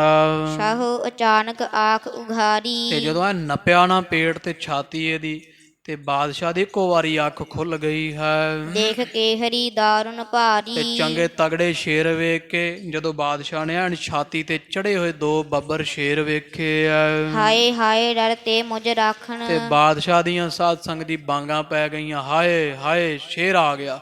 ਇਸ ਤਰ੍ਹਾਂ ਉੱਚੀ ਉੱਚੀ ਡਰ ਕੇ ਤੇ ਆਵਾਜ਼ਾਂ ਮਾਰਦਾ ਹੈ। ਸਾਧ ਸਤੀ ਇਹ ਆਈ ਵਿਚਾਰਾ। ਤੇ ਵਿਚਾਰਿਆ ਵੀ ਹਾਇਆ ਸਾੜ ਸਤੀ ਜਿਹੜੀ ਆਉਣੀ ਸੀ ਮੇਰੇ ਤੇ ਚੜ ਕਰਕੇ। ਇਸ ਡਰ ਤੇ ਮੁਝ ਰਾਖਣ ਹੋਏ ਤੋ। ਹੇਤ ਵੀ ਇਸ ਡਰ ਤੋਂ ਮੇਰੀ ਰੱਖਿਆ ਕਰਨ ਵਾਸਤੇ, ਵੀ ਸਾੜ ਸਤੀ ਦਾ ਮੇਰਾ ਨੁਕਸਾਨ ਨਾ ਕਰੇ ਕੋਈ, ਤੇ ਮੇਰੀ ਰੱਖਿਆ ਕਰਨ ਵਾਸਤੇ। ਜਾਪ ਕਰਤ ਗੁਰ ਕਿਰਪਾ ਨਿਕੇਤ। ਤੇ ਗੁਰੂ ਹਰਗੋਬਿੰਦ ਸਾਹਿਬ ਦਾ ਨਾਂ ਜਪਣ ਲੱਗਿਆ। ਜਿਹਨੂੰ ਯਾਦ ਨਹੀਂ ਨਾ ਆਇਆ ਗੁਰੂ ਹਰਗੋਬਿੰਦ ਸਾਹਿਬ ਕਿੰਨੇ ਚਿਰ ਦੇ ਸਾਡੇ ਵਾਲੀ ਹਾਲਤ ਆ ਨਾ, ਮਹਾਰਾਜ ਕਹਿੰਦੇ ਕਾਮ ਪਰੇ ਹਰ ਸਿਮਰੀ ਹੈ। ਜਦੋਂ ਲੋੜ ਪੈਂਦੀ ਸਾਧ ਸੰਗਤ, ਜਦੋਂ ਸਾਰੇ ਰੱਬ ਨੂੰ ਯਾਦ ਕਰਦੇ ਆ। ਤੇ ਬਾਦਸ਼ਾਹ ਨੂੰ ਸੁੱਖ ਕਰਕੇ ਭੁੱਲੇ ਹੋਏ ਸੀ ਗੁਰੂ ਹਰਗੋਬਿੰਦ ਸਾਹਿਬ ਜੀ। ਜਦੋਂ ਦੋ ਸ਼ੇਰਾਂ ਨੇ ਆਣ ਛਾਤੀ ਨੱਪੀ ਨਾ, ਤੇ ਝਾਟੀ ਗੁਰੂ ਹਰਗੋਬਿੰਦ ਸਾਹਿਬ ਮਹਾਰਾਜ ਦਾ ਚੇਤਾ ਆ ਗਿਆ ਹੈ ਵੀ ਮਹਾਰਾਜ ਤੁਸੀਂ ਕਿਰਪਾ ਦੇ ਘਰ ਮੇਰੇ ਤੇ ਦਇਆ ਕਰੋ ਜੀ। ਇਮ ਔਰ ਸਿਮਰਤ ਡਰਿਓ ਬਿਲੰਦ। ਕਹਿੰਦੇ ਫਿਰ ਗੁਰੂ ਹਰਗੋਬਿੰਦ ਸਾਹਿਬ ਦਾ ਨਾਮ ਜਪਦਾ ਹੈ ਬਾਦਸ਼ਾਹ। ਜਿਹਨੂੰ ਚੇਤਾ ਨਹੀਂ ਸੀ ਨਾ, ਤੇ ਫਿਰ ਗੁਰੂ ਹਰਗੋਬਿੰਦ ਸਾਹਿਬ ਮਹਾਰਾਜ ਦਾ ਨਾਮ ਲੈਂਦਾ, ਵੰਨ ਸਵੰਨੇ ਨਾਮ ਮਹਾਰਾਜ ਦੀ ਸੋਭਾ ਕਰਦਾ ਡਰਦਾ ਹੋਇਆ। ਉਚਰ ਨਾਮ ਸ੍ਰੀ ਹਰਗੋਬਿੰਦ। ਧੰਨ ਗੁਰੂ ਹਰਗੋਬਿੰਦ ਸਾਹਿਬ ਮਹਾਰਾਜ, ਤੁਸੀਂ ਧੰਨ ਹੋ, ਧੰਨ ਹੋ ਸੱਚੇ ਪਾਤਸ਼ਾਹ, ਮੇਰੀ ਰੱਖਿਆ ਕਰੋ। ਇਸ ਤਰ੍ਹਾਂ ਨਾਮ ਉੱਚੀ ਉੱਚੀ ਲੈਂਦਾ ਹੈ। ਪਨਹੁ ਸਹਾਇਕ ਅਬ ਤੁਮ ਆਏ। ਮਹਾਰਾਜ ਕਿਰਪਾ ਕਰੋ, ਮੇਰੀ ਰੱਖਿਆ ਕਰੋ ਸੱਚੇ ਪਾਤਸ਼ਾਹ, ਬਿਪਤਾ ਪੈ ਗਈ। ਤੁਸੀਂ ਸਦਾ ਨਾਮ ਜਪਣ ਵਾਲਿਆਂ ਦੀ, ਤੁਹਾਨੂੰ ਯਾਦ ਕਰਨ ਵਾਲਿਆਂ ਦੀ ਰੱਖਿਆ ਕਰਦੇ ਹੋ। ਸ਼ੇਰਨ ਤੇ ਮੁਝ ਲਿਹੋ ਬਚਾਏ। ਮਹਾਰਾਜ ਇਹਨਾਂ ਦੋ ਸ਼ੇਰਾਂ ਤੋਂ ਮੈਨੂੰ ਮਾਰ ਖਿਲਾਰ ਦੇਣਗੇ। ਗਰੀਬ ਨਵਾਜ ਕਿਰਪਾ ਕਰੋ, ਮੇਰੀ ਰੱਖਿਆ ਕਰੋ, ਆ ਕੇ ਬਚਾਉਣਾ ਕਰੋ ਜੀ। ਗੁਰ ਕੋ ਧਿਆਵਣ ਜਬ ਕਹਿਓ ਛਾਹੂ। ਤੋ ਜਦੋਂ ਸਾਧ ਸੰਗਤ ਜੀ ਨੇ ਬਾਦਸ਼ਾਹ ਨੇ ਅੱਧੀ ਰਾਤ ਡਰਦੇ ਨੇ ਗੁਰੂ ਸਾਹਿਬ ਨੂੰ ਧਿਆਉਣਾ ਕੀਤਾ, ਗੁਰੂ ਹਰਗੋਬਿੰਦ ਸਾਹਿਬ ਦਾ ਨਾਮ ਜਪਿਆ ਹੈ। ਸ੍ਰੀ ਗੁਰੂ ਉੱਠੇ ਜਾਣ ਮਨ ਮਾਹੂ। ਤੇ ਗੁਰੂ ਹਰਗੋਬਿੰਦ ਸਾਹਿਬ ਜੀ ਉੱਥੇ ਕਿਲੇ 'ਚ ਸਨ ਗਵਾਲੀਅਰ, ਤੇ ਜਾਣ ਲਿਆ ਮਹਾਰਾਜ ਨੇ ਵੀ ਬਾਦਸ਼ਾਹ ਦੇ ਕੋਈ ਬਿਪਤਾ ਪੈ ਗਈ ਹੈ। ਸਤਿਗੁਰਾਂ ਨੂੰ ਸਭ ਪਤਾ ਹੀ ਹੈ ਸੀ। ਤੋ ਸੱਚੇ ਪਾਤਸ਼ਾਹ ਅੰਤਰਜਾਮੀ ਉੱਥੇ ਕਿਲੇ 'ਚ ਹੀ ਖੜੇ ਹੋ ਗਏ ਹਨ। ਜਾਣਿਆ ਵੀ ਬਾਦਸ਼ਾਹ ਸਾਨੂੰ ਯਾਦ ਕਰ ਰਿਹਾ ਹੈ। ਸਤਿਛਿਨ ਆਏ ਹਟਾਵਨ ਕੀਨੇ। ਤੋ ਮਹਾਰਾਜ ਦਾ ਇੱਕ ਸਰੀਰ ਸਰੂਪ ਉੱਥੇ ਕਿਲੇ ਵਿੱਚ ਹੀ ਹੈ। ਉੱਥੇ ਵੀ ਉਵੇਂ ਹੀ ਮਹਾਰਾਜ ਸੱਚੇ ਪਾਤਸ਼ਾਹ ਜੀ, ਤੇ ਗਰੀਬ ਨਵਾਜ ਇੱਕ ਹੋਰ ਸਰੂਪ ਧਾਰ ਕੇ ਜਦੇ ਹੀ ਸੱਚੇ ਪਾਤਸ਼ਾਹ ਝਾਟੀ, ਜਿਵੇਂ ਗੁਰੂ ਤੇਗ ਬਹਾਦਰ ਜੀ ਮਹਾਰਾਜ ਸੱਚੇ ਪਾਤਸ਼ਾਹ ਦੀਆਂ ਮੱਖਣ ਸ਼ਾਹ ਲੁਬਾਣੇ ਦਾ ਬੇੜਾ ਪਾਰ ਲਾਇਆ ਸੀ ਨਾ, ਇੱਕ ਸਰੂਪ ਇੱਥੇ ਵੀ ਤੇ ਇੱਕ ਉੱਥੇ ਵੀ। ਬੜੀ ਵਾਰੀ ਇਹੋ ਜਿਹੇ ਕੌਤਕ ਮਹਾਰਾਜ ਸੱਚੇ ਪਾਤਸ਼ਾਹ ਜੀਆਂ ਕੀਤੇ। ਧੰਨ ਗੁਰੂ ਹਰਗੋਬਿੰਦ ਸਾਹਿਬ ਦਾ ਇੱਕ ਸਰੂਪ ਗਵਾਲੀਅਰ ਹੈ, ਤੇ ਦੂਜਾ ਸਰੂਪ ਸਤਿਗੁਰਾਂ ਦਾ ਬਾਦਸ਼ਾਹ ਦੇ ਪਾਸ ਆਣ ਪਹੁੰਚਿਆ ਹੈ। ਦੋਨੋਂ ਦਿਸ਼ਨ ਦੂਰ ਕਰ ਦੀਨੇ। ਤੇ ਮਹਾਰਾਜ ਨੇ ਦੋਵਾਂ ਨੂੰ ਸਿਰ ਤੇ ਹੱਥ ਫੇਰ ਕੇ ਨਾ ਇਹਨਾਂ ਦੋ ਸ਼ੇਰਾਂ ਨੂੰ ਤੇ ਪਿੱਛੇ ਹਟਾ ਦਿੱਤਾ ਹੈ। ਬਾਹਰ ਪਸਾਰ ਤੁੰਡ ਕੋ ਆਏ। ਪਿੱਛੇ ਹਟ ਜਾਣ, ਪਰ ਗੁੱਸਾ ਬਹੁਤ ਹੈ ਇਹਨਾਂ ਦੋ ਨੂੰ। ਭਾਈ ਜੇਠਾ ਤੇ ਪ੍ਰਾਣਾ ਸ਼ੇਰ ਦਾ ਰੂਪ ਧਾਰਿਆ। ਮਹਾਰਾਜ ਪਿੱਛੇ ਹਟਾ ਦਿੰਦੇ, ਮੁੜ ਜਾਂਦੇ ਆ। ਫੇਰ ਮੂੰਹ ਅੱਡ ਅੱਡ ਕੇ ਬਾਦਸ਼ਾਹ ਨੂੰ ਡਰਾਉਂਦੇ ਪੈਂਦੇ ਐ। ਭੀਮ ਆਕਾਰ ਕਰੇ ਦਰਸਾਏ। ਤੇ ਇਸ ਤਰ੍ਹਾਂ ਮੂੰਹ ਖੋਲ ਕੇ ਬੜਾ ਵੱਡਾ ਆਕਾਰ, ਜਿਨ੍ਹਾਂ ਦੇ ਮੂੰਹਾਂ ਦਾ ਚਿੱਟੇ ਦੰਦ ਤੇ ਦਹਾੜਾ ਮਾਰ ਮਾਰ ਕੇ ਡਰਾਉਂਦੇ ਬਾਦਸ਼ਾਹ ਨੂੰ ਆਣ ਦਰਸ਼ਨ ਦਿੰਦੇ ਐ।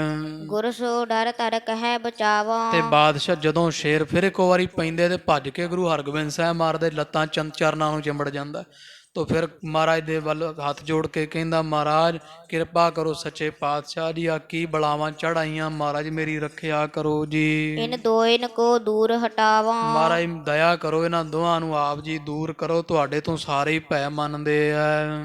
ਤਬ ਗੁਰ ਧਰ ਕਰ ਦੋਹਨ ਰੁਮਾਲ। ਤੋ ਸੱਚੇ ਪਾਤਸ਼ਾਹ ਜੀ ਫਿਰ ਦੋ ਰੁਮਾਲ ਆਪਣੇ ਕੱਢ ਕੇ ਨਾ, ਇੱਕ ਸੱਜੇ ਹੱਥ ਤੇ ਇੱਕ ਖੱਬੇ ਹੱਥ ਤੇ ਧਰ ਕੇ, ਦੋਹੇ ਸ਼ੇਰਨ ਦੀਏ ਬਦਨ ਵਿਸ਼ਾਲ। ਉਹਨਾਂ ਦੇ ਮੂੰਹ ਤੋਂ ਵੇਖ ਕੇ ਡਰਦਾ ਸੀ ਨਾ ਬਾਦਸ਼ਾਹ, ਤੇ ਮਹਾਰਾਜ ਨੇ ਇਹਨਾਂ ਦੋਹਾਂ ਦੇ ਮੁਖ ਢੱਕ ਦਿੱਤੇ ਰੁਮਾਲਾਂ ਦੇ ਨਾਲ।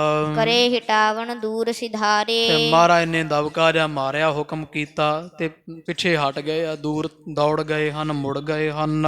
ਨਰ ਮੁਖ ਕਰ ਤਿਨ ਬਾਕ ਉਚਾਰੇ। ਤੇ ਫਿਰ ਉਹ ਨਰ ਦਾ ਮੁਖ ਹੋ ਗਿਆ, ਜਦੋਂ ਮਹਾਰਾਜ ਨੇ ਇਹਨਾਂ ਦੇ ਮੁਖ ਢੱਕ ਦਿੱਤੇ ਨਾ ਤੇ ਪਿੱਛੇ ਹਟ ਗਏ। ਫਿਰ ਮਨੁੱਖ ਦਾ ਸਰੀਰ ਜਿਹਾ ਧਾਰ ਲਿਆ ਭਾਈ ਜੇਠਾ, ਤੇ ਪ੍ਰਾਣਾਂ ਦਾ ਰੂਪ ਉਵੇਂ ਹੀ ਫੇਰ ਧਾਰ ਕਰਕੇ ਸ੍ਰੀ ਗੁਰ ਨੇ ਅਬ ਤੋਹੇ ਬਚਾਵਹ। ਤੇ ਆਖਿਆ, ਬਾਦਸ਼ਾਹ ਹੁਣ ਤਾਂ ਤੈਨੂੰ ਧੰਨ ਗੁਰੂ ਹਰਗੋਬਿੰਦ ਸਾਹਿਬ ਮਹਾਰਾਜ ਨੇ ਅੱਜ ਤਾਂ ਤੈਨੂੰ ਬਚਾ ਲੈਣਾ ਕੀਤਾ ਹੈ, ਤੈਨੂੰ ਰੱਖ ਲੈਣਾ ਕੀਤਾ ਹੈ। ਸਮਝਹ ਮਹਿਮਾ ਨਹਿ ਬਿਸਰਾਇਆ। ਤੇ ਸਮਝ ਜਾ, ਜੇ ਵੀ ਬਣ ਜਾ ਬੰਦਾ, ਗੁਰੂ ਹਰਗੋਬਿੰਦ ਸਾਹਿਬ ਜੀ ਮਹਾਰਾਜ ਦੀ ਮਹਿਮਾ ਜਾਣ ਜਾ। ਤੂੰ ਹੋਰਾਂ ਹੀ ਕੰਮਾਂ ਕਾਰਾਂ ਵਿੱਚ ਉਲਝਿਆ ਹੈ, ਇਹਨਾਂ ਨੂੰ ਜਾਪ ਤੇ ਬਿਠਾ ਕੇ ਤੇ ਆਪ ਇੱਥੇ ਆਪਦੇ ਮਹਿਲਾਂ ਵਿੱਚ ਸੁੱਤਾ ਪਿਆ ਹੈ। ਤੋ ਅਜੇ ਵੀ ਗੁਰੂ ਹਰਗੋਬਿੰਦ ਸਾਹਿਬ ਮਹਾਰਾਜ ਦੀ ਮਹਿਮਾ ਜਾਣ ਜਾ, ਐਤਕੀ ਤੈਨੂੰ ਇਹਨਾਂ ਨੇ ਰੱਖ ਲੈਣਾ ਕੀਤਾ ਹੈ। ਭਏ ਲੋਪ ਗੁਰ ਕੇਹਰ ਦੋਊ। ਤੋ ਗੁਰੂ ਹਰਗੋਬਿੰਦ ਸਾਹਿਬ ਜੀ ਵੀ ਇੰਨੇ ਚ ਲੋਪ ਹੋ ਗਏ ਐ, ਤੇ ਦੋਹੇ ਸ਼ੇਰ ਵੀ ਜਿਹੜੇ ਉਹ ਵੀ ਗੁਪਤ ਹੋ ਗਏ ਹਨ।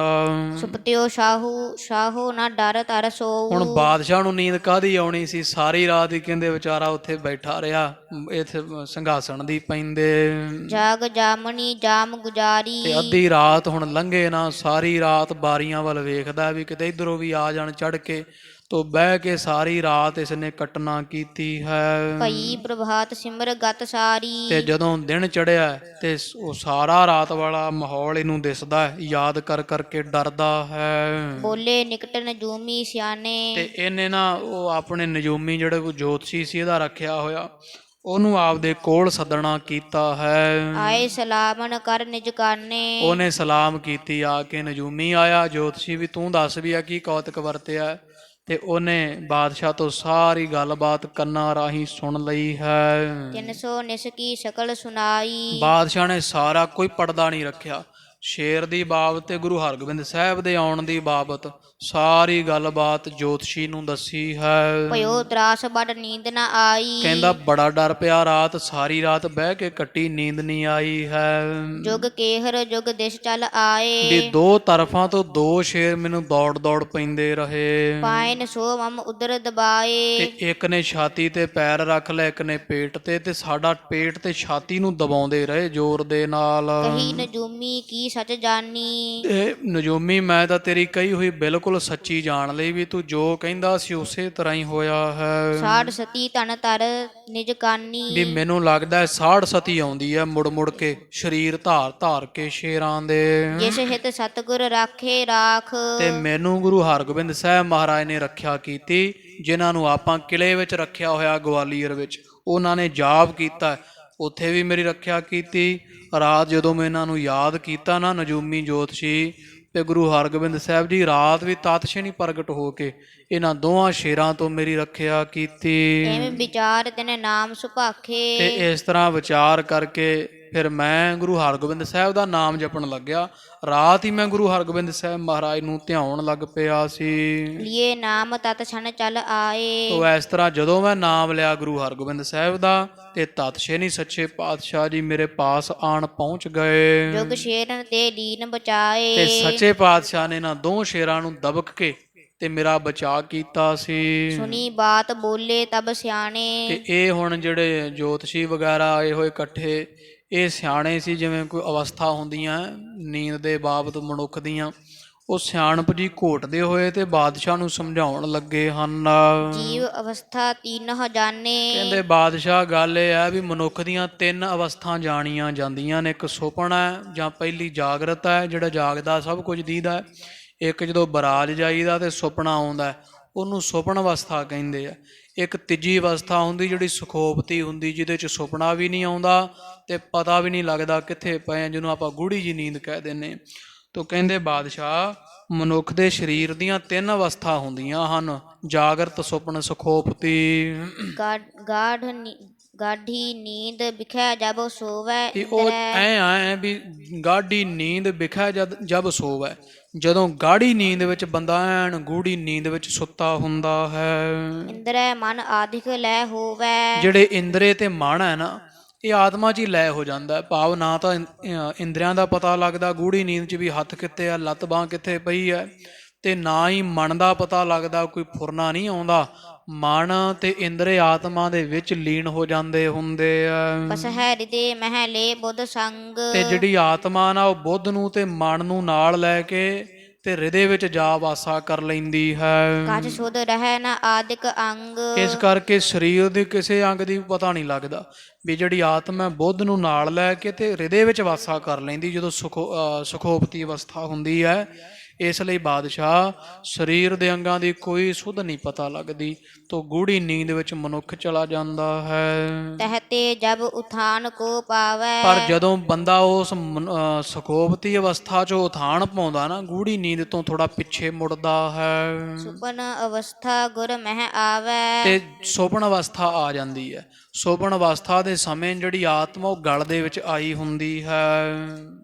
ਤਿਸ ਮਹਿ ਰਚਹਿ ਸ੍ਰਿਸ਼ਟ ਇਹ ਸਾਰੀ। ਤੇ ਸੂਖਮ ਤੇ ਅਤਿ ਸੂਖਮ ਨਾਰੀ, ਤੇ ਗਲ ਦੇ ਵਿੱਚ ਇੱਕ ਸੂਖਮ ਤੋਂ ਸੂਖਮ ਨਾੜੀ ਮੰਨੀ ਜਾਂਦੀ ਹੈ। ਤਿਸ ਮਹਿ ਰਚਹਿ ਸ੍ਰਿਸ਼ਟ ਇਹ ਸਾਰੀ। ਤੇ ਆਤਮਾ ਉਹ ਸੂਖਮ ਨਾੜੀ ਗਲ ਦੀ ਵਿੱਚ ਬਹਿ ਕੇ ਨਾ ਸਾਰੀ ਰਚਨਾ ਰਚ ਲੈਂਦੀ ਆ। ਸੁਪਨੇ ਆਈ ਜਾਂਦੇ ਆ ਤਰ੍ਹਾਂ ਤਰ੍ਹਾਂ ਦੇ, ਕਦੇ ਰਾਜਾ ਬਣ ਗਿਆ, ਕਦੇ ਭਿਖਾਰੀ ਬਣ ਗਿਆ, ਕਦੇ ਖੁਸ਼ੀ ਹੋ ਜਾਂਦੀ ਆ, ਕਦੇ ਡਰ ਹੋ ਜਾਂਦਾ। ਇਹ ਸੁਪਨ ਅਵਸਥਾ ਦੀ ਸਾਰੀ ਖੇਡ ਹੁੰਦੀ ਹੈ। ਗਿਰ ਸਾਗਰ ਜੂਤ ਅਵਨ ਬਣਾਵੈ। ਤੇ ਮਨੁੱਖ ਕਦੇ ਸਾਗਰ ਤੇ ਤੁਰਿਆ ਫਿਰਦਾ ਹੈ ਸਮੁੰਦਰ ਵਿੱਚ। ਉਹ ਮਨ ਜਿਹੜਾ ਆ ਆਪਣਾ ਆਤਮਾ ਹੈ ਨਾ, ਉਹ ਗਲ ਵਿੱਚ ਸੂਖਮ ਨਾੜੀ ਵਿੱਚ ਆਇਆ ਹੁੰਦਾ ਹੈ, ਤੇ ਉਹ ਆਤਮਾ ਸੂਖਮ ਨਾੜੀ ਵਿੱਚ ਬਹਿ ਕੇ ਸਾਰੀ ਖੇਡ ਬਣਾ ਦਿੰਦਾ। ਕਿਤੇ ਪਹਾੜ ਦਿਸੀ ਜਾਂਦੇ ਆ, ਕਿਤੇ ਸੁਪਨੇ ਦੇ ਵਿੱਚ ਵੰਨ ਸੁਵੰਨੀਆਂ ਧਰਤੀਆਂ, ਕਿਤੇ ਬਾਗ, ਕਿਤੇ ਬਗੀਚੇ, ਤੋਂ ਤਰ੍ਹਾਂ ਤਰ੍ਹਾਂ ਦੀ ਬਨੌਟ ਸੁਪਨੇ ਵਿੱਚ ਦਿਸਦੀ ਹੈ। ਚੰਦ ਸੂਰ ਰਚ ਗਗਨ ਚੜਾਵੈ। ਉਹ ਆਤਮਾ ਹੀ ਜਿਹੜਾ ਬੈਠਾ ਹੋਇਆ ਸੂਖਮ ਨਾੜੀ ਵਿੱਚ ਚੰਦ ਬਣਾਈ ਜਾਂਦਾ। ਰਾਤ ਨੂੰ ਦਿਨ ਚੜਿਆ ਸੂਰਜ ਦਿਸੀ ਜਾਂਦਾ, ਕਈ ਸੁੰਦਰ ਤਰ੍ਹਾਂ ਦੇ ਗਗਨ ਬਣੇ ਦਿਸੇ ਜਾਂਦੇ ਆ, ਸੂਰਜ ਚੜੀ ਜਾਂਦੇ ਆ, ਸੂਰਜ ਛੁਪੀ ਜਾਂਦੇ ਹਨ। ਤਹਾਂ ਤਰਾਸ ਕੋ ਆਨੰਦ ਹੋਏ। ਤੇ ਉੱਥੇ ਕਈ ਵਾਰੀ ਤਾਂ ਡਰ ਆਉਣ ਲੱਗ ਪੈਂਦਾ ਹੈ ਸੁਪਨੇ ਵਿੱਚ, ਤੇ ਕਈ ਵਾਰੀ ਆਨੰਦ ਪ੍ਰਾਪਤ ਹੁੰਦਾ। ਜੇ ਕੋਈ ਚੰਗਾ ਸੁੱਖ ਜਾ ਵੇਖ ਲਈਦਾ ਸੁਪਨੇ 'ਚ, ਉਦੋਂ ਖੁਸ਼ ਹੋ ਲੈਂਦਾ ਮਨੁੱਖ, ਤੇ ਜਦੋਂ ਡਰ ਪੈਂਦਾ ਉਦੋਂ ਫਿਰ ਬੜਾ ਭਾਰੀ ਦੁੱਖ ਹੁੰਦਾ ਹੈ। ਦੁੱਖ ਸੁਖ ਛਤਰ ਮਿੱਤਰ ਸਭ ਜੋਏ। ਇਹ ਮਨੁੱਖ ਸੁਪਨੇ ਕਰਕੇ ਸਭ ਕੁਝ ਮਹਿਸੂਸ ਕਰੀ ਜਾਂਦਾ। ਸੁਪਨੇ ਆਏ ਤੋਂ ਦੁੱਖ ਵੀ ਲੱਗੀ ਜਾਂਦਾ, ਚਾਹੇ ਆਪ ਸੁੱਤਾ ਪਿਆ ਸੁੱਖ ਵੀ ਆਈ ਜਾਂਦਾ। ਕਈ ਦੁਸ਼ਮਣ ਬਣੀ ਜਾਂਦੇ ਆ, ਕਈ ਮਿੱਤਰ ਦਿਸੀ ਜਾਂਦੇ ਹਨ। ਜਾਗਰਤ ਬਹੁਰ ਅਵਸਥਾ ਪਾਵੈ। ਤੇ ਤੀਜੀ ਅਵਸਥਾ ਹੁੰਦੀ ਸੁਪਨੇ ਤੋਂ ਪਹਿਲਾਂ ਜਾਂ ਸੁਪਨੇ ਤੋਂ ਜਾਗਣ ਤੋਂ ਬਾਅਦ, ਜਿਹਨੂੰ ਜਾਗਰਤ ਅਵਸਥਾ ਕਹਿੰਦੇ ਆ। ਬਾਦਸ਼ਾਹ ਜਿਹਦੇ ਨਾਲ ਸਾਰਾ ਕੁਝ ਆਪਾਂ ਹੁਣ ਤੂੰ ਜਾਗਦਾ ਪਿਆ ਜਿਵੇਂ ਇਸ ਤਰ੍ਹਾਂ ਸਭ ਕੁਝ ਦਿਸ ਰਿਹਾ ਹੈ। ਸੁਪਨ ਸਿਸ਼ਟ ਸਗਰੀ ਬਿਨ ਸਾਵੈ। ਤੇ ਸੁਪਨੇ ਦਾ ਜਿਹੜਾ ਬਣਾਵਟ ਬਣੀ ਹੁੰਦੀ ਨਾ ਸੁਪਨੇ ਦੀ ਮਨੁੱਖ ਦੀ, ਉਹ ਸਾਰੀ ਨਾਸ਼ ਹੋ ਜਾਂਦੀ ਹੈ। ਸੁਪਨਾ ਸਭ ਭੰਗਰ ਹੋ ਜਾਂਦਾ ਹੈ। ਦਾਹਨ ਲੋਚਨ ਆਤਮ ਰਹਿ। ਤੇ ਜਿਹੜਾ ਸੱਜਾ ਨੇਤਰ ਹੈ ਉਹਦੇ ਵਿੱਚ ਆਤਮਾ ਫਿਰ ਵਾਸਾ ਕਰ ਲੈਂਦੀ। ਜਾਗਰਤ ਅਵਸਥਾ ਜਦੋਂ ਹੁੰਦੀ ਹੈ ਉਦੋਂ ਆਤਮਾ ਦਾ ਜਿਹੜਾ ਵਾਸਾ ਉਹ ਸੱਜੇ ਨੇਤਰ ਵਿੱਚ ਹੁੰਦਾ ਹੈ। ਬਾਮ ਵਿਖੇ ਬੁੱਧ ਬਾਸੋ ਲਹੈ। ਤੇ ਖੱਬੇ ਨੇਤਰ ਦੇ ਵਿੱਚ ਜਿਹੜਾ ਬੁੱਧ ਹੈ ਉਹ ਵਾਸਾ ਕਰ ਲੈਂਦੀ ਹੈ। ਤੀਨ ਅਵਸਥਾ ਤੀਨੋ ਥਾਨ। ਤੇ ਤਿੰਨ ਅਵਸਥਾ ਵਿੱਚ ਆਤਮਾ ਤਿੰਨ ਵੱਖੋ ਵੱਖਰੇ ਸਥਾਨਾਂ ਤੇ ਹੁੰਦੀ ਹੈ। ਸੁਖੋਪਤੀ ਵਿੱਚ ਹਿਰਦੇ ਵਿੱਚ ਹੁੰਦੀ ਹੈ, ਸੁਪਨ ਵਿੱਚ ਗਲ ਸੁਖਮਨ ਨਾੜੀ ਵਿੱਚ, ਤੇ ਜਦੋਂ ਹੁੰਦੀ ਹੈ ਇਹ ਜਾਗਰਤ ਅਵਸਥਾ ਉਦੋਂ ਆਤਮਾ ਸੱਜੇ ਨੇਤਰ ਵਿੱਚ ਹੁੰਦੀ ਹੈ। ਵੱਖੋ ਵੱਖਰੀਆਂ ਅਵਸਥਾ ਤੇ ਵੱਖੋ ਵੱਖਰੇ ਥਾਂ ਹੁੰਦੇ ਆਤਮਾ ਦੇ। ਤਬ ਤੁਮਕੋ ਭਾ ਸੁਪਨ ਮਹਾਨ। ਇਸ ਲਈ ਫਿਰ ਕਿਤੇ ਤੈਨੂੰ ਸੁਪਨ ਅਵਸਥਾ ਵਿੱਚ ਹੋਵੋਗੇ ਬਾਦਸ਼ਾਹ ਤੁਸੀਂ, ਤੇ ਸੁਪਨ ਅਵਸਥਾ ਦੇ ਵਿੱਚ ਹੀ ਤੁਹਾਨੂੰ ਆ ਭੈੜਾ ਜਿਹਾ ਸੁਪਨਾ ਆ ਗਿਆ ਹੈ। ਰਚ ਕੇਹਰ ਆਪੇ ਲੈ ਤਰਾਸਾ। ਤੇ ਆਪ ਹੀ ਸ਼ੇਰ ਜੇ ਬਣੇ ਫਿਰਦੇ ਹੋਣੇ ਸੁਪਨੇ ਵਿੱਚ, ਤੇ ਉਹਨਾਂ ਸ਼ੇਰਾਂ ਨੂੰ ਸੁਪਨੇ 'ਚ ਵੇਖ ਵੇਖ ਕੇ ਤੁਸੀਂ ਡਰੀ ਜਾਂਦੇ ਹੋਵੋਗੇ। ਸਭ ਜਾਗਰਤ ਮਹਿ ਭਇਓ ਵਿਨਾਸ਼ਾ। ਆ ਵੇਖ ਲਓ ਹੁਣ ਦੇ ਕਿੱਥੇ ਆ ਸ਼ੇਰ। ਤੋ ਇਸ ਕਰਕੇ ਉਹ ਸੁਪਨਾ ਆਇਆ ਬਾਦਸ਼ਾਹ ਤਾਂ ਤੁਹਾਨੂੰ ਕੋਈ, ਹੁਣ ਤੁਸੀਂ ਜਾਗ ਪਏ ਤੇ ਸਾਰਾ ਕੁਝ ਨਾਸ਼ ਹੋ ਗਿਆ ਹੈ। ਨਹਿ ਮਨ ਮਹਿ ਸ਼ੰਕਾ ਕੁਛ ਕਰੀਐ ਤੇ ਹੈ। ਐਵੇਂ ਡਰੋ ਨਾ ਬਾਦਸ਼ਾਹ, ਕੋਈ ਗੱਲ ਨਹੀਂ ਹੈ, ਕੋਈ ਸੁਪਨਾ ਆਇਆ ਹੋਣਾ ਤੁਹਾਨੂੰ ਭੈੜਾ। ਸੁਪਨਾ ਇਹੋ ਜਿਹਾ ਹੀ ਹੁੰਦਾ, ਕਈ ਵਾਰੀ ਸੱਚ ਲੱਗਣ ਲੱਗ ਪੈਂਦਾ ਹੈ। ਡਰ ਦਿਨ ਮਹਿ ਸੁਨ ਨਿਸ ਮਹਿ ਧਰੀਐ ਹੈ। ਤੇ ਐਵੇਂ ਡਰ ਨਾ ਕਰੋ ਤੁਸੀਂ। ਤੇ ਸੁਣਦੇ ਨਾ ਜਿਹੜੀਆਂ ਗੱਲਾਂ ਦਿਨੇ ਮਨੁੱਖ ਸੁਣਦਾ ਹੈ, ਹੇ ਬਾਦਸ਼ਾਹ, ਉਹੀ ਗੱਲਾਂ ਮੁੜ ਕੇ ਰਾਤ ਨੂੰ ਖਿਆਲ ਬਣ ਬਣ ਕੇ ਡਰਾਉਂਦੀਆਂ ਮਨੁੱਖ ਨੂੰ। ਇਹ ਤੁਹਾਡਾ ਖਿਆਲ ਹੀ ਹੈ, ਕੋਈ ਹੋਰ ਸ਼ੇਰ ਆਦਿਕ ਕਿੱਥੇ ਆਉਣੇ ਹਨ। ਸੁਣਤ ਸ਼ਾਹੂ ਕਹੈ ਮੈਂ ਜਬ ਜਾਗਾ। ਸ਼ਾਹ ਬਾਦਸ਼ਾਹ ਗੁੱਸੇ 'ਚ ਆ ਗਿਆ, ਕਹਿੰਦੇ ਹੱਦ ਹੋ ਗਈ ਹੈ। ਮੈਂ ਤਾਂ ਉਦੋਂ ਜਾਗਦਾ ਸੀਗਾ, ਵੀ ਮੈਂ ਕੋਈ ਸੁੱਤਾ ਥੋੜਾ ਸੀ ਜਦੋਂ ਇਹ ਸਾਰਾ ਕੌਤਕ ਵਰਤਿਆ ਹੈ। ਪ੍ਰਿਖੇ ਪ੍ਰਤੱਖ ਖਰੇ ਮਮ ਆਗਾ। ਵੀ ਮੈਂ ਕੋਈ ਸੁਪਨੇ 'ਚ ਨਹੀਂ ਵੇਖੇ, ਤੁਸੀਂ ਸਾਰਾ ਮੂਰਖ ਲਾਣਾ ਮੈਨੂੰ ਸਮਝਾ ਰਹੇ ਹੋ। ਮੈਂ ਸੁਪਨੇ ਵਿੱਚ ਨਹੀਂ ਵੇਖੇ, ਮੈਂ ਤੁਹਾਨੂੰ ਦੱਸਦਾ, ਮੈਂ ਜਾਗਦੇ ਨੇ ਆਪਦੀਆਂ ਅੱਖਾਂ ਨਾਲ ਪ੍ਰਤੱਖ 2 ਸ਼ੇਰ ਵੇਖੇ ਆ। ਸਨਮੁਖ ਆਵਤ ਬਦਨ ਪਸਾਰੇ। ਤੇ ਮੂੰਹ ਅੱਡ ਅੱਡ ਕੇ ਮੈਨੂੰ ਕੁੱਦ ਕੁੱਦ ਕੇ ਵਾਰ-ਵਾਰ ਛੁੱਟ ਪੈਂਦੇ ਸਨ। ਗੁਰ ਨਿਜ ਕਰਤੇ ਦੂਰ ਬਿਦਾਰੇ। ਤੇ ਗੁਰੂ ਹਰਗੋਬਿੰਦ ਸਾਹਿਬ ਜੀ ਵੀ ਆਏ ਵੇਖੇ ਰਾਤ ਮੈਂ, ਉਹਨਾਂ ਨੇ ਆਪਦੇ ਹੱਥ ਨਾਲ ਉਹਨਾਂ ਨੂੰ ਦੂਰ ਭਜਾਇਆ, ਪਿੱਛੇ ਮੋੜਿਆ ਸੀ। ਦੇਖਤ ਮੇਰੇ ਹੋਏਗੇ ਲੋਪ। ਤੇ ਮੈਂ ਜਾਗਦਾ ਸਾਂ, ਤੇ ਜਾਗਦਿਆਂ ਹੋਇਆਂ ਹੀ ਮੇਰੇ ਵੇਖਦਿਆਂ ਵੇਖਦਿਆਂ ਸ਼ੇਰ ਵੀ ਤੇ ਗੁਰੂ ਸਾਹਿਬ ਵੀ ਅਲੋਪ ਹੋ ਗਏ ਸਨ। ਗੁਰ ਵਰਜੇ ਨਿਤ ਆਵਤ ਕੋਪ। ਵੀ ਨਹੀਂ ਤਾਂ ਆਉਂਦੇ ਸੀ ਮੈਨੂੰ ਖਾਣ ਵਾਸਤੇ, ਮਾਰਨ ਵਾਸਤੇ, ਤਾਂ ਗੁਰੂ ਹਰਗੋਬਿੰਦ ਸਾਹਿਬ ਨੇ ਵਰਜਣਾ ਕੀਤਾ, ਰੋਕਣੇ ਕੀਤੇ ਸਨ।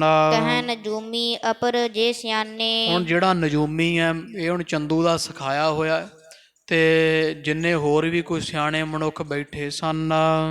ਇਹ ਤੋ ਕਛ ਸ਼ਰਾਰ ਸਮਝਾਨੇ, ਤੋ ਇਹਨਾਂ ਨੇ ਜਾਣਿਆ ਵੀ ਇਹ ਤਾਂ ਕੋਈ ਸ਼ਰਾਰਾ ਹੋਊਗਾ। ਜਿਵੇਂ ਆ ਕੋਈ ਛਲੀਏ ਜਿਹੇ ਹੁੰਦੇ ਆ, ਵੀ ਕੋਈ ਸ਼ਰਾਰਾ ਆਦਿਕ ਛਲੀਏ ਜਿਹੇ ਆ, ਕੋਈ ਜਿਵੇਂ ਕੋਈ ਭੂਤ ਮੰਤਰ ਕਿਸੇ ਨੇ ਪੜ੍ਹ ਕੇ ਨਾ ਬਾਦਸ਼ਾਹ, ਤੇ ਤੇਰੇ ਤੇ ਕੋਈ ਇਹੋ ਜਿਹਾ ਕੋਈ ਪ੍ਰੇਤ ਦਾ ਸਾਇਆ ਸੋਇਆ ਪਾ ਦਿੱਤਾ। ਜੇ ਤੂੰ ਜਾਗਦੇ ਸੀ ਤੁਸੀਂ ਸੱਚਮੁੱਚ ਹੀ, ਤੇ ਫਿਰ ਜਾਣੋ ਵੀ ਸੁਪਨਾ ਨਹੀਂ, ਤੇ ਜੇ ਜਾਗਦੇ ਸੀ ਤੇ ਫਿਰ ਜਾਣ ਲਓ ਵੀ ਕਿਸੇ ਨੇ ਕੋਈ ਮੰਤਰ ਤੰਤਰ, ਕੋਈ ਕਾਲਾ ਇਲਮ ਵਗੈਰਾ ਛੱਡ ਦਿੱਤਾ ਹੈ। ਆਜ ਸੁਪਤ ਕੀਜਹਿ ਤਕਰਾਈ। ਕੋਈ ਗੱਲ ਨਹੀਂ, ਤੁਸੀਂ ਅੱਜ ਜਦੋਂ ਸੌਵੋਗੇ ਤੇ ਆਪਾਂ ਤਗੜਾਈ ਕਰ ਦਿਆਂਗੇ, ਕੋਈ ਨਹੀਂ, ਚੰਗੇ ਤਗੜੇ ਪਹਿਰੇ ਲਾ ਦੇਵਾਂਗੇ। ਲੋਹ ਕਨਾਤ ਲੱਗਹਿ ਚਹੰਗਾਈ। ਤੇ ਆਪਾਂ 4 ਚਫੇਰੇ ਲੋਹੇ ਦੀਆਂ ਕਨਾਤਾਂ ਤਾਣ ਦਿਆਂਗੇ ਚੰਗੀ ਤਰ੍ਹਾਂ ਹੀ। ਇਹ ਜੰਜੀਰਦਾਰ ਤਨ ਵਾਵੋ। ਤੇ ਉਹਦੇ ਉੱਤੇ ਨਾ ਜੰਜੀਰੀਦਾਰ ਭਾਵ ਜਿਵੇਂ ਲੋਹੇ ਦਾ ਜਾਲ ਹੁੰਦਾ ਨਾ, ਤੁਹਾਡੇ ਸਿੰਘਾਸਣ ਤੇ ਲੋਹੇ ਦੀਆਂ ਕਨਾਤਾਂ ਤਾਣ ਕੇ ਤੇ ਉਹਦੇ ਉੱਪਰ ਲੋਹੇ ਦਾ ਜਾਲ ਪਵਾ ਦੇਵਾਂਗੇ। ਰਿੰਦ ਬਾਹਰੂ ਦਵਾਰ ਜਗਾਵੋ। ਤੇ ਜਾਗਦੇ ਰੱਖਾਂਗੇ ਪਹਿਰੇਦਾਰਾਂ ਨੂੰ, ਤੁਹਾਡੇ ਦਰਵਾਜ਼ੇ ਤੇ ਹੋਰ ਪਹਿਰਾ ਸਖਤ ਕਰ ਦਿੱਤਾ ਜਾਵੇਗਾ। ਵਿਦਿਆ ਭੂਤਨ ਧਰੈ ਜੋ ਮਹਾ। ਇਹ ਤਾਂ ਕਿਸੇ ਉਸ ਬੰਦੇ ਦਾ ਕੰਮ ਹੈ ਜਿਹੜਾ ਕੋਈ ਭਾਰੀ ਕਾਲਾ ਇਲਮ ਜਾਣਦਾ, ਜਾਂ ਕੋਈ ਵਿਦਿਆ ਪੜ੍ਹਿਆ ਭੂਤਾਂ ਪ੍ਰੇਤਾਂ ਨੂੰ ਵਸ ਕਰਨ ਦੀ, ਉਹਨੇ ਕੋਈ ਕਲਾ ਵਰਤਾ ਦਿੱਤੀ ਹੈ। ਤਿਨ ਤੇ ਕਾਰ ਕਢਾਵਹੁ ਤਹਾਂ। ਤੇ ਤੁਸੀਂ ਵੀ ਬਾਦਸ਼ਾਹ ਇਸ ਤਰ੍ਹਾਂ ਕਰਾਂਗੇ, ਨਾਲੇ ਤਕੜਾਈ ਕਰ ਦਿਆਂਗੇ, ਨਾਲੇ ਚਾਦਰਾਂ ਲਾ ਕੇ ਲੋਹੇ ਦੀਆਂ ਜਾਲ ਜੂਲ ਪਾ ਦਿਆਂਗੇ, ਤੇ ਕੋਈ ਭੂਤ ਪ੍ਰੇਤ ਕੱਢਣ ਵਾਲੇ ਕੋਈ ਜਿਹੜੇ ਆ ਬਾਬੇ ਹੁੰਦੇ ਆ, ਕੋਈ ਇਹੋ ਜਿਹੇ ਸੱਦ ਕੇ ਤੇ ਇਹਨਾਂ ਤੋਂ ਆਪਾਂ ਕਾਰਾਂ ਕਢਵਾ ਲਵਾਂਗੇ। ਕਈ ਉਹ ਰਾਖ ਜੀ ਨਹੀਂ ਛਿੱਟ ਦਿੰਦੇ ਚਫੇਰੇ ਵੀ ਹੁਣ ਨਹੀਂ ਪ੍ਰੇਤ ਆਉਂਦੇ, ਤੇ ਉਹ ਆਪਾਂ ਸੱਦ ਕੇ ਨਾ ਬੁਲਾ ਕੇ ਬਾਦਸ਼ਾਹ ਜੀ, ਤੇ ਲਕੀਰਾਂ ਲਕੂਰਾਂ ਕਢਵਾ ਦੇਵਾਂਗੇ ਤੁਹਾਡੇ ਕਮਰੇ ਤਖਤ ਦੇ ਦੁਆਲੇ। ਸ੍ਰੀ ਗੁਰੂ ਹਰਗੋਬਿੰਦ ਤਹਿ ਰਾਖੋ। ਤੇ ਹੁਣ ਨਾਲ ਉਹ ਵੀ ਕਹਿ ਦਿੱਤਾ ਵੀ ਨਾ ਬਾਦਸ਼ਾਹ, ਗੁਰੂ ਹਰਗੋਬਿੰਦ ਸਾਹਿਬ ਨੂੰ ਇੱਥੇ ਲਿਆਉਣ ਦੀ ਗੱਲ ਨਾ ਕਰਿਆ ਜੇ, ਵੀ ਗੁਰੂ ਹਰਗੋਬਿੰਦ ਸਾਹਿਬ ਰਾਤ ਆਏ ਸੀ ਤਾਂ ਅਸੀਂ ਬਚ ਗਏ। ਹੁਣ ਗੁਰੂ ਹਰਗੋਬਿੰਦ ਸਾਹਿਬ ਨੂੰ ਇੱਥੇ ਲਿਆਉਣ ਦੀ ਗੱਲ ਨਾ ਕਰਿਆ ਜੇ। ਨਹੀਂ ਦੁਰਗ ਤੇ ਨਿਕਸਨ ਭਾਖੋ। ਵੀ ਗੁਰੂ ਹਰਗੋਬਿੰਦ ਸਾਹਿਬ ਨੂੰ ਨਹੀਂ ਕਹਿਣਾ ਤੁਸੀਂ ਬਾਹਰ ਕਢਾਉਣ ਬਾਰੇ, ਉਹਨਾਂ ਨੂੰ ਬਾਹਰ ਕੱਢਣ ਦੀ ਗੱਲ ਨਾ ਕਰਿਆ ਜੇ। ਹੋਏ ਇਕੰਤ ਨਿਤ ਸਿਮਰਤ ਮੌਲਾ। ਕਿਉਂਕਿ ਵੇਖੋ ਬਾਦਸ਼ਾਹ, ਤੁਹਾਡੀ ਰਾਤ ਉਹਨਾਂ ਰੱਖਿਆ ਕੀਤੀ ਹੈ ਨਾ, ਉਹ ਐਂ ਹੀ ਹਾਜ਼ਰ ਹੋ ਜਾਂਦੇ ਆ, ਤੇ ਕਿਉਂਕਿ ਉਹ ਮੌਲਾ ਪਰਮੇਸ਼ਰ ਨੂੰ ਦਿਨ ਰਾਤ ਸਿਮਰਦੇ ਆ, ਤੁਹਾਡੀ ਸੁੱਖ ਦੀ ਅਰਦਾਸ ਕਰਦੇ ਹਨ। ਇਸਤੇ ਸਾਧ ਸਤੀ ਬਲ ਹੌਲਾ। ਤੇ ਵੇਖੋ ਰਾਤ ਸਾੜ ਸਤੀ ਚੜ ਕੇ, ਇਹ ਉਦੋਂ ਵੀ ਸ਼ੈਤਾਨ ਹੈ ਜਿਹੜੇ ਭਾਈ ਜੇਠਾ ਪੁਰਾਣਾ ਵਰਗੇ ਤਾਂ ਕਰਦੇ ਆ ਉਦਮ, ਪਰ ਅਗੋਂ ਇਹ ਵੀ ਬਹੁਤ ਜਿਹੜੇ ਚੰਦੂ ਦੇ ਸਿਖਾਏ ਹੋਏ ਆ। ਇਹ ਕਹਿੰਦੇ ਬਾਦਸ਼ਾਹ ਵੇਖੋ ਸਾੜ ਸਤੀ ਰਾਤ ਚੜ੍ਹੀ ਸੀਗੀ, ਤੇ ਗੁਰੂ ਹਰਗੋਬਿੰਦ ਸਾਹਿਬ ਨੇ ਕਿਲੇ 'ਚ ਬੈਠੇ ਕਿੱਡੀ ਕਲਾ ਵਰਤਾ ਦਿੱਤੀ, ਤੁਹਾਡਾ ਰੱਖਿਆ ਕੀਤੀ ਹੈ। ਸਾੜ ਸਤੀ ਦਾ ਬਲ ਭੰਨ ਕੇ ਰੱਖ ਦਿੱਤਾ ਸੀ ਬਚੇ ਬਿਘਨ ਤੇ ਮਿੱਟੀ ਤੇ ਬੁਲਾਏ। ਰਾਤ ਕਿੱਡੀਆਂ ਬਲਾਵਾਂ ਚਿੰਬੜ ਗਈਆਂ ਸੀ ਤੇ ਗੁਰੂ ਹਰਗੋਬਿੰਦ ਸਾਹਿਬ ਦੀ ਦਇਆ ਨਾਲ ਹੀ ਤੁਸੀਂ ਬਚ ਗਏ ਹੋ। ਕਿਲੇ ਵਿੱਚ ਬੈਠਿਆਂ ਨੇ ਕਲਾ ਵਰਤਾ ਦਿੱਤੀ, ਇਸ ਲਈ ਉਹਨਾਂ ਨੂੰ ਉੱਥੇ ਇਕੱਠੇ ਇੱਕ ਥਾਂ ਤੇ ਬੈਠੇ ਰਹਿਣ ਦਿਓ ਜੀ। ਮੈਂ ਕਿਤਾਬ ਪਿਖ ਯਤਨ ਤੇ ਬਤਾਏ। ਕੋਈ ਨਹੀਂ, ਮੈਂ ਕਿਤਾਬ ਵੇਖ ਕੇ ਤੁਹਾਨੂੰ ਜਿਹੜਾ ਯਤਨ ਦੱਸਿਆ ਸੀ ਨਾ ਵੀ ਹਰਗੋਬਿੰਦ ਸਾਹਿਬ ਮਹਾਰਾਜ ਨੂੰ ਕਿਲੇ 'ਚ ਰੱਖ ਕੇ ਇਹਨਾਂ ਤੋਂ ਜਾਪ ਕਰਵਾਓ ਤੇ ਫਿਰ ਤੁਹਾਡੀ ਰੱਖਿਆ ਹੋਏਗੀ। ਵੇਖ ਲਓ ਜਿਹੜਾ ਜਾਪ ਤੇ ਜਿਹੜਾ ਉਪਾਅ ਤੁਹਾਨੂੰ ਮੈਂ ਕਿਤਾਬ ਵੇਖ ਕੇ ਦੱਸਿਆ ਸੀ, ਸੋਈ ਸਾਚ ਭਈ ਲਿਹੋ ਜਾਨ। ਤੇ ਜਾਣ ਲਓ ਸੱਚ ਹੋ ਗਈ ਨਾ ਗੱਲ। ਜਿਵੇਂ ਮੈਂ ਆਖਿਆ ਸੀ ਲੈ ਸਾੜ ਸਤੀ ਵੀ ਆ ਗਈ ਹੈ ਤੇ ਮੈਂ ਕਿਹਾ ਸੀ ਗੁਰੂ ਹਰਗੋਬਿੰਦ ਸਾਹਿਬ ਵੀ ਤੁਹਾਡੀ ਰੱਖਿਆ ਕਰਨਗੇ, ਤੇ ਆ ਵੇਖ ਲਓ ਰਾਤ ਤੁਹਾਡੀ ਰੱਖਿਆ ਵੀ ਉਹਨਾਂ ਕੀਤੀ ਹੈ। ਇਸ ਉਪਾਏ ਬਿਨ ਹੋਤ ਨਾ ਹਾਨ। ਤੇ ਇਸ ਲਈ ਤੁਸੀਂ ਉਹਨਾਂ ਨੂੰ ਕਿਲੇ 'ਚ ਹੀ ਰਹਿਣ ਦਿਓ। ਉਹ ਜਾਪ ਕਰਨਾ ਛੱਡ ਦਿੱਤਾ ਤੇ ਤੁਹਾਡਾ ਨਾਸ਼ ਵੱਜ ਜਾਣਾ ਹੈ। ਇਸ ਲਈ ਬਾਦਸ਼ਾਹ ਗੁਰੂ ਹਰਗੋਬਿੰਦ ਸਾਹਿਬ ਦੇ ਜਾਪ ਕਰਨ ਤੋਂ ਬਿਨਾ ਹੋਰ ਕੋਈ ਉਪਾਏ ਨਹੀਂ ਹੈ। ਸਾੜ ਸਤੀ ਨਾਸ਼ ਨਹੀਂ ਹੋਵੇਗੀ। ਸਮੈ ਕਚਹਿਰੀ ਚੰਦੂ ਆਇਓ। ਤੇ ਇੰਨੇ ਚਿਰ ਨੂੰ ਚੰਦੂ ਜਿਹੜਾ ਕਚਹਿਰੀ ਦੇ ਵਿੱਚ ਆ ਗਿਆ ਹੈ। ਸੁਨ ਬਿਰਤੰਤ ਕੋ ਅਧਿਕ ਦਿੜਾਇਓ। ਤੇ ਉਹ ਰਹਿੰਦੀ ਕਸਰ ਚੰਦੂ ਨੇ ਆ ਕੇ ਕੱਢ ਦਿੱਤੀ। ਗੱਲਾਂ ਚੱਲਦੀਆਂ ਦੇ ਵਿੱਚ ਇਹਨੇ ਹੋਰ ਪੱਕਾ ਕਰ ਦਿੱਤਾ ਬਾਦਸ਼ਾਹ ਨੂੰ ਵੀ ਹਰਗੋਬਿੰਦ ਸਾਹਿਬ ਨੂੰ ਕਿਲੇ ਵਿੱਚ ਹੀ ਰੱਖਿਆ ਜਾਵੇ। ਗਨ ਉਮਰਾਵਨ ਭਾਖਿਓ ਤੈਸੇ। ਤੇ ਸਾਰੇ ਉਮਰਾਵ ਨੇ ਜਿਵੇਂ ਆਖਿਆ ਸੀ ਨਾ ਵੀ ਨਹੀਂ ਹਰਗੋਬਿੰਦ ਸਾਹਿਬ ਨੂੰ ਉੱਥੇ ਹੀ ਰਹਿਣ ਦਿਓ। ਜੇ ਉਹ ਚਲੇ ਗਏ ਤੁਹਾਡੇ ਕੋਲ ਇੱਥੇ ਆਉਣਗੇ, ਇੱਥੋਂ ਅੰਮ੍ਰਿਤਸਰ ਸਾਹਿਬ ਚਲੇ ਜਾਣਗੇ, ਉੱਥੇ ਸੰਗਤਾਂ 'ਚ ਰੁੱਝ ਜਾਣਗੇ ਤੇ ਤੁਹਾਡੇ ਬਾਬਤ ਜਾਪ ਉੱਥੇ ਕਿੰਨੇ ਕਰਨਾ ਮੁੜ ਕੇ, ਤੇ ਸਾੜ ਸਤੀ ਭਾਰੀ ਪੈ ਜਾਵੇਗੀ। ਇਸ ਲਈ ਬਾਦਸ਼ਾਹ ਤੁਹਾਨੂੰ ਨਹੀਂ ਚਾਹੀਦਾ ਉਹਨਾਂ ਨੂੰ ਕੱਢਣਾ, ਉਹਨਾਂ ਨੂੰ ਉੱਥੇ ਹੀ ਰਹਿਣ ਦਿਓ ਬਾਦਸ਼ਾਹ ਇੱਥੇ ਗੁਰੂ ਹਰਗੋਬਿੰਦ ਸਾਹਿਬ ਨੂੰ ਕਿਲੇ ਦੇ ਅੰਦਰ। ਤੇ ਚੰਦੂ ਨੇ ਵੀ ਆ ਕੇ ਸਾਰਾ ਪ੍ਰਸੰਗ ਪੱਕਾ ਕਰ ਦਿੱਤਾ ਹੈ। ਮਾਨੀ ਜਹਾਂਗੀਰ ਤਬ ਵੈਸੇ। ਤੇ ਜਹਾਂਗੀਰ ਮੂਰਖ ਨੇ ਜਿਵੇਂ ਸਾਰੇ ਲਾਣੇ ਨੇ ਕਹਿ ਦਿੱਤਾ ਇਹਨੇ ਉਸੇ ਤਰ੍ਹਾਂ ਮੰਨ ਲਈ ਹੈ। ਕਪਟ ਸੁਭਣ ਕੋ ਲਖਿਓ ਨਾ ਗਇਓ। ਇਹਨੂੰ ਪਤਾ ਹੀ ਨਹੀਂ ਲੱਗਿਆ ਵੀ ਇਹ ਸਾਰੇ ਮੈਨੂੰ ਮੂਰਖ ਬਣਾ ਰਹੇ ਆ, ਸਾਰੇ ਧੋਖਾ ਛਲ ਕਰ ਰਹੇ ਆ। ਸਭ ਗੁਰੂ ਹਰਗੋਬਿੰਦ ਸਾਹਿਬ ਨੂੰ ਮਾਰਨ ਦੀਆਂ ਚਾਲਾਂ ਹਨ। ਸੁਣਤ ਵਜ਼ੀਰ ਖਾਨ ਦੁਖ ਭਇਓ। ਤੇ ਗੁਰੂ ਹਰਗੋਬਿੰਦ ਸਾਹਿਬ ਨੂੰ ਜਿਹੜਾ ਲੈ ਕੇ ਆਇਆ ਸੀ ਅੰਮ੍ਰਿਤਸਰ ਸਾਹਿਬ ਤੋਂ ਮਹਾਰਾਜ ਦਾ ਸਿੱਖ ਸੀ ਵਜ਼ੀਰ ਖਾਂ, ਇਹ ਬੜਾ ਦੁਖੀ ਹੋਇਆ ਇਹਨਾਂ ਸਾਰਿਆਂ ਵੱਲ ਵੇਖ ਕੇ। ਵੀ ਸਭਾ ਵਿੱਚ ਖੜਾ ਹੋਇਆ ਸੀ ਵਿਚਾਰਾ, ਇਹਨਾਂ ਸਾਰਿਆਂ ਵੱਲ ਵੇਖ ਕੇ ਤੇ ਬਾਦਸ਼ਾਹ ਨੂੰ ਇਹਨਾਂ ਦੇ ਹੱਥ ਦੀ ਕਠਪੁਤਲੀ ਬਣੀ ਵੇਖ ਕੇ ਬੜਾ ਦੁਖੀ ਹੋਇਆ ਹੈ। ਕਿਆ ਮੂਰਖ ਬਰੀਤ ਸਿਖਾਵੇ। ਕਹਿੰਦੇ ਹੱਦ ਹੈ, ਕਿੰਨੇ ਮੂਰਖ ਇਕੱਠੇ ਹੋਏ ਬਾਦਸ਼ਾਹ ਦੇ ਕੋਲ, ਇਹਨੂੰ ਕਿਹੋ ਜਿਹੀਆਂ ਗੱਲਾਂ ਸਿਖਾਈ ਜਾਂਦੇ ਆ।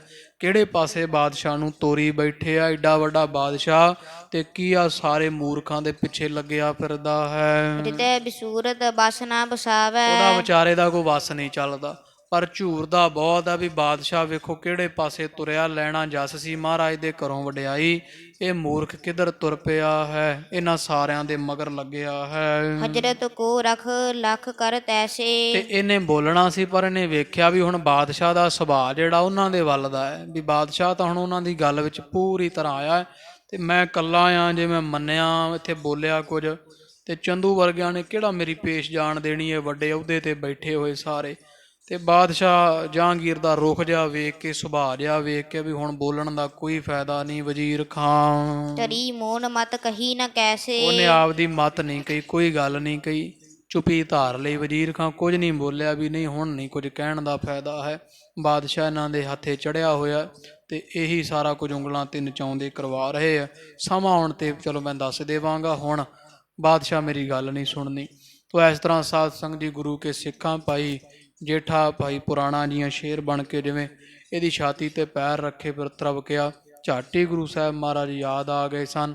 ਉਸ ਤੋਂ ਬਾਅਦ ਫੇਰ ਜਦੋਂ ਤਕੜਾਈ ਕਰ ਲਈ ਇਹਨੇ ਨਾ ਖਿਆਲ ਜਾ ਕੀਤਾ ਤੇ ਅਗਲੇ ਦਿਨ ਫੇਰ ਜਿਹੜੇ ਭਾਈ ਜੇਠਾ ਜੀ ਤੇ ਭਾਈ ਪੁਰਾਣਾ ਜੀ ਆ ਪਹੁੰਚੇ ਆ। ਫੇਰ ਭੁੱਬਾ ਮਾਰ ਗੁਰੂ ਹਰਗੋਬਿੰਦ ਸਾਹਿਬ ਮਹਾਰਾਜ ਨੂੰ ਯਾਦ ਕਰਨ ਲੱਗਾ। ਉਦੋਂ ਗੁਰੂ ਸਾਹਿਬ ਨੂੰ ਪਤਾ ਲੱਗ ਗਿਆ ਵੀ ਰਾਤ ਹੀ ਦੋਵੇਂ ਗਏ ਜਦੋਂ ਅਸੀਂ ਬਚਾਉਣ ਗਏ ਹਾਂ। ਤੇ ਸੱਚੇ ਪਾਤਸ਼ਾਹ ਮਹਾਰਾਜ ਨੇ ਫਿਰ ਭਾਈ ਜੇਠਾ ਤੇ ਭਾਈ ਪੁਰਾਣਾ ਜੀ ਨੂੰ ਰੋਕ ਦਿੱਤਾ ਸੀ ਵੀ ਇਹ ਕੰਮ ਨਾ ਕਰੋ, ਸਹਿਣਾ ਸਿੱਖੋ, ਕਰਾਮਾਤ ਨਹੀਂ ਵਿਖਾਉਣੀ ਭਾਈ ਕਿਸੇ ਨੇ। ਉਹ ਪ੍ਰਸੰਗ ਆਪਾਂ ਕੱਲ੍ਹ ਨੂੰ ਵਿਚਾਰਾਂਗੇ। ਜਿਵੇਂ ਫਿਰ ਗੁਰੂ ਹਰਗੋਬਿੰਦ ਸਾਹਿਬ ਮਹਾਰਾਜ ਨੂੰ ਵਜ਼ੀਰ ਖਾਂ ਨੂੰ ਭੇਜ ਕੇ ਤੇ ਕਿਲੇ 'ਚੋਂ ਮੰਗਵਾਇਆ ਗਿਆ। ਜਿਵੇਂ ਪ੍ਰਸੰਗ ਆਉਂਦੇ ਹੈ, ਸ਼ਰਵਣ ਕਰਕੇ ਲਾਹਾ ਪ੍ਰਾਪਤ ਕਰੀਏ, ਹੋਈਆਂ ਭੁੱਲਾਂ ਦੀ ਖਿਮਾ, ਇੱਥੇ ਸਮਾਪਤੀ ਹੈ ਜੀ। ਇਹ ਲੋਕ ਸੁਖੀਏ ਪਰਲੋਕ ਸੁਹੇਲੇ, ਨਾਨਕ ਹਰ ਪ੍ਰਭ ਆਪੇ ਮੇਲੇ। ਦੋ ਪੰਕਤੀਆਂ ਪੜ੍ਹ ਕੇ ਸਮਾਪਤੀ ਹੈ ਜੀ। ਹਜ਼ਰਤ ਕੋ ਰੁਖ ਲਖ ਕਰ ਤੈਸੇ, ਧਰੀ ਮੌਨ ਮਤ ਕਹੀ ਨਾ ਕੈਸੇ। ਵਾਹਿਗੁਰੂ ਜੀ ਕਾ ਖਾਲਸਾ, ਵਾਹਿਗੁਰੂ ਜੀ ਕੀ ਫਤਿਹ।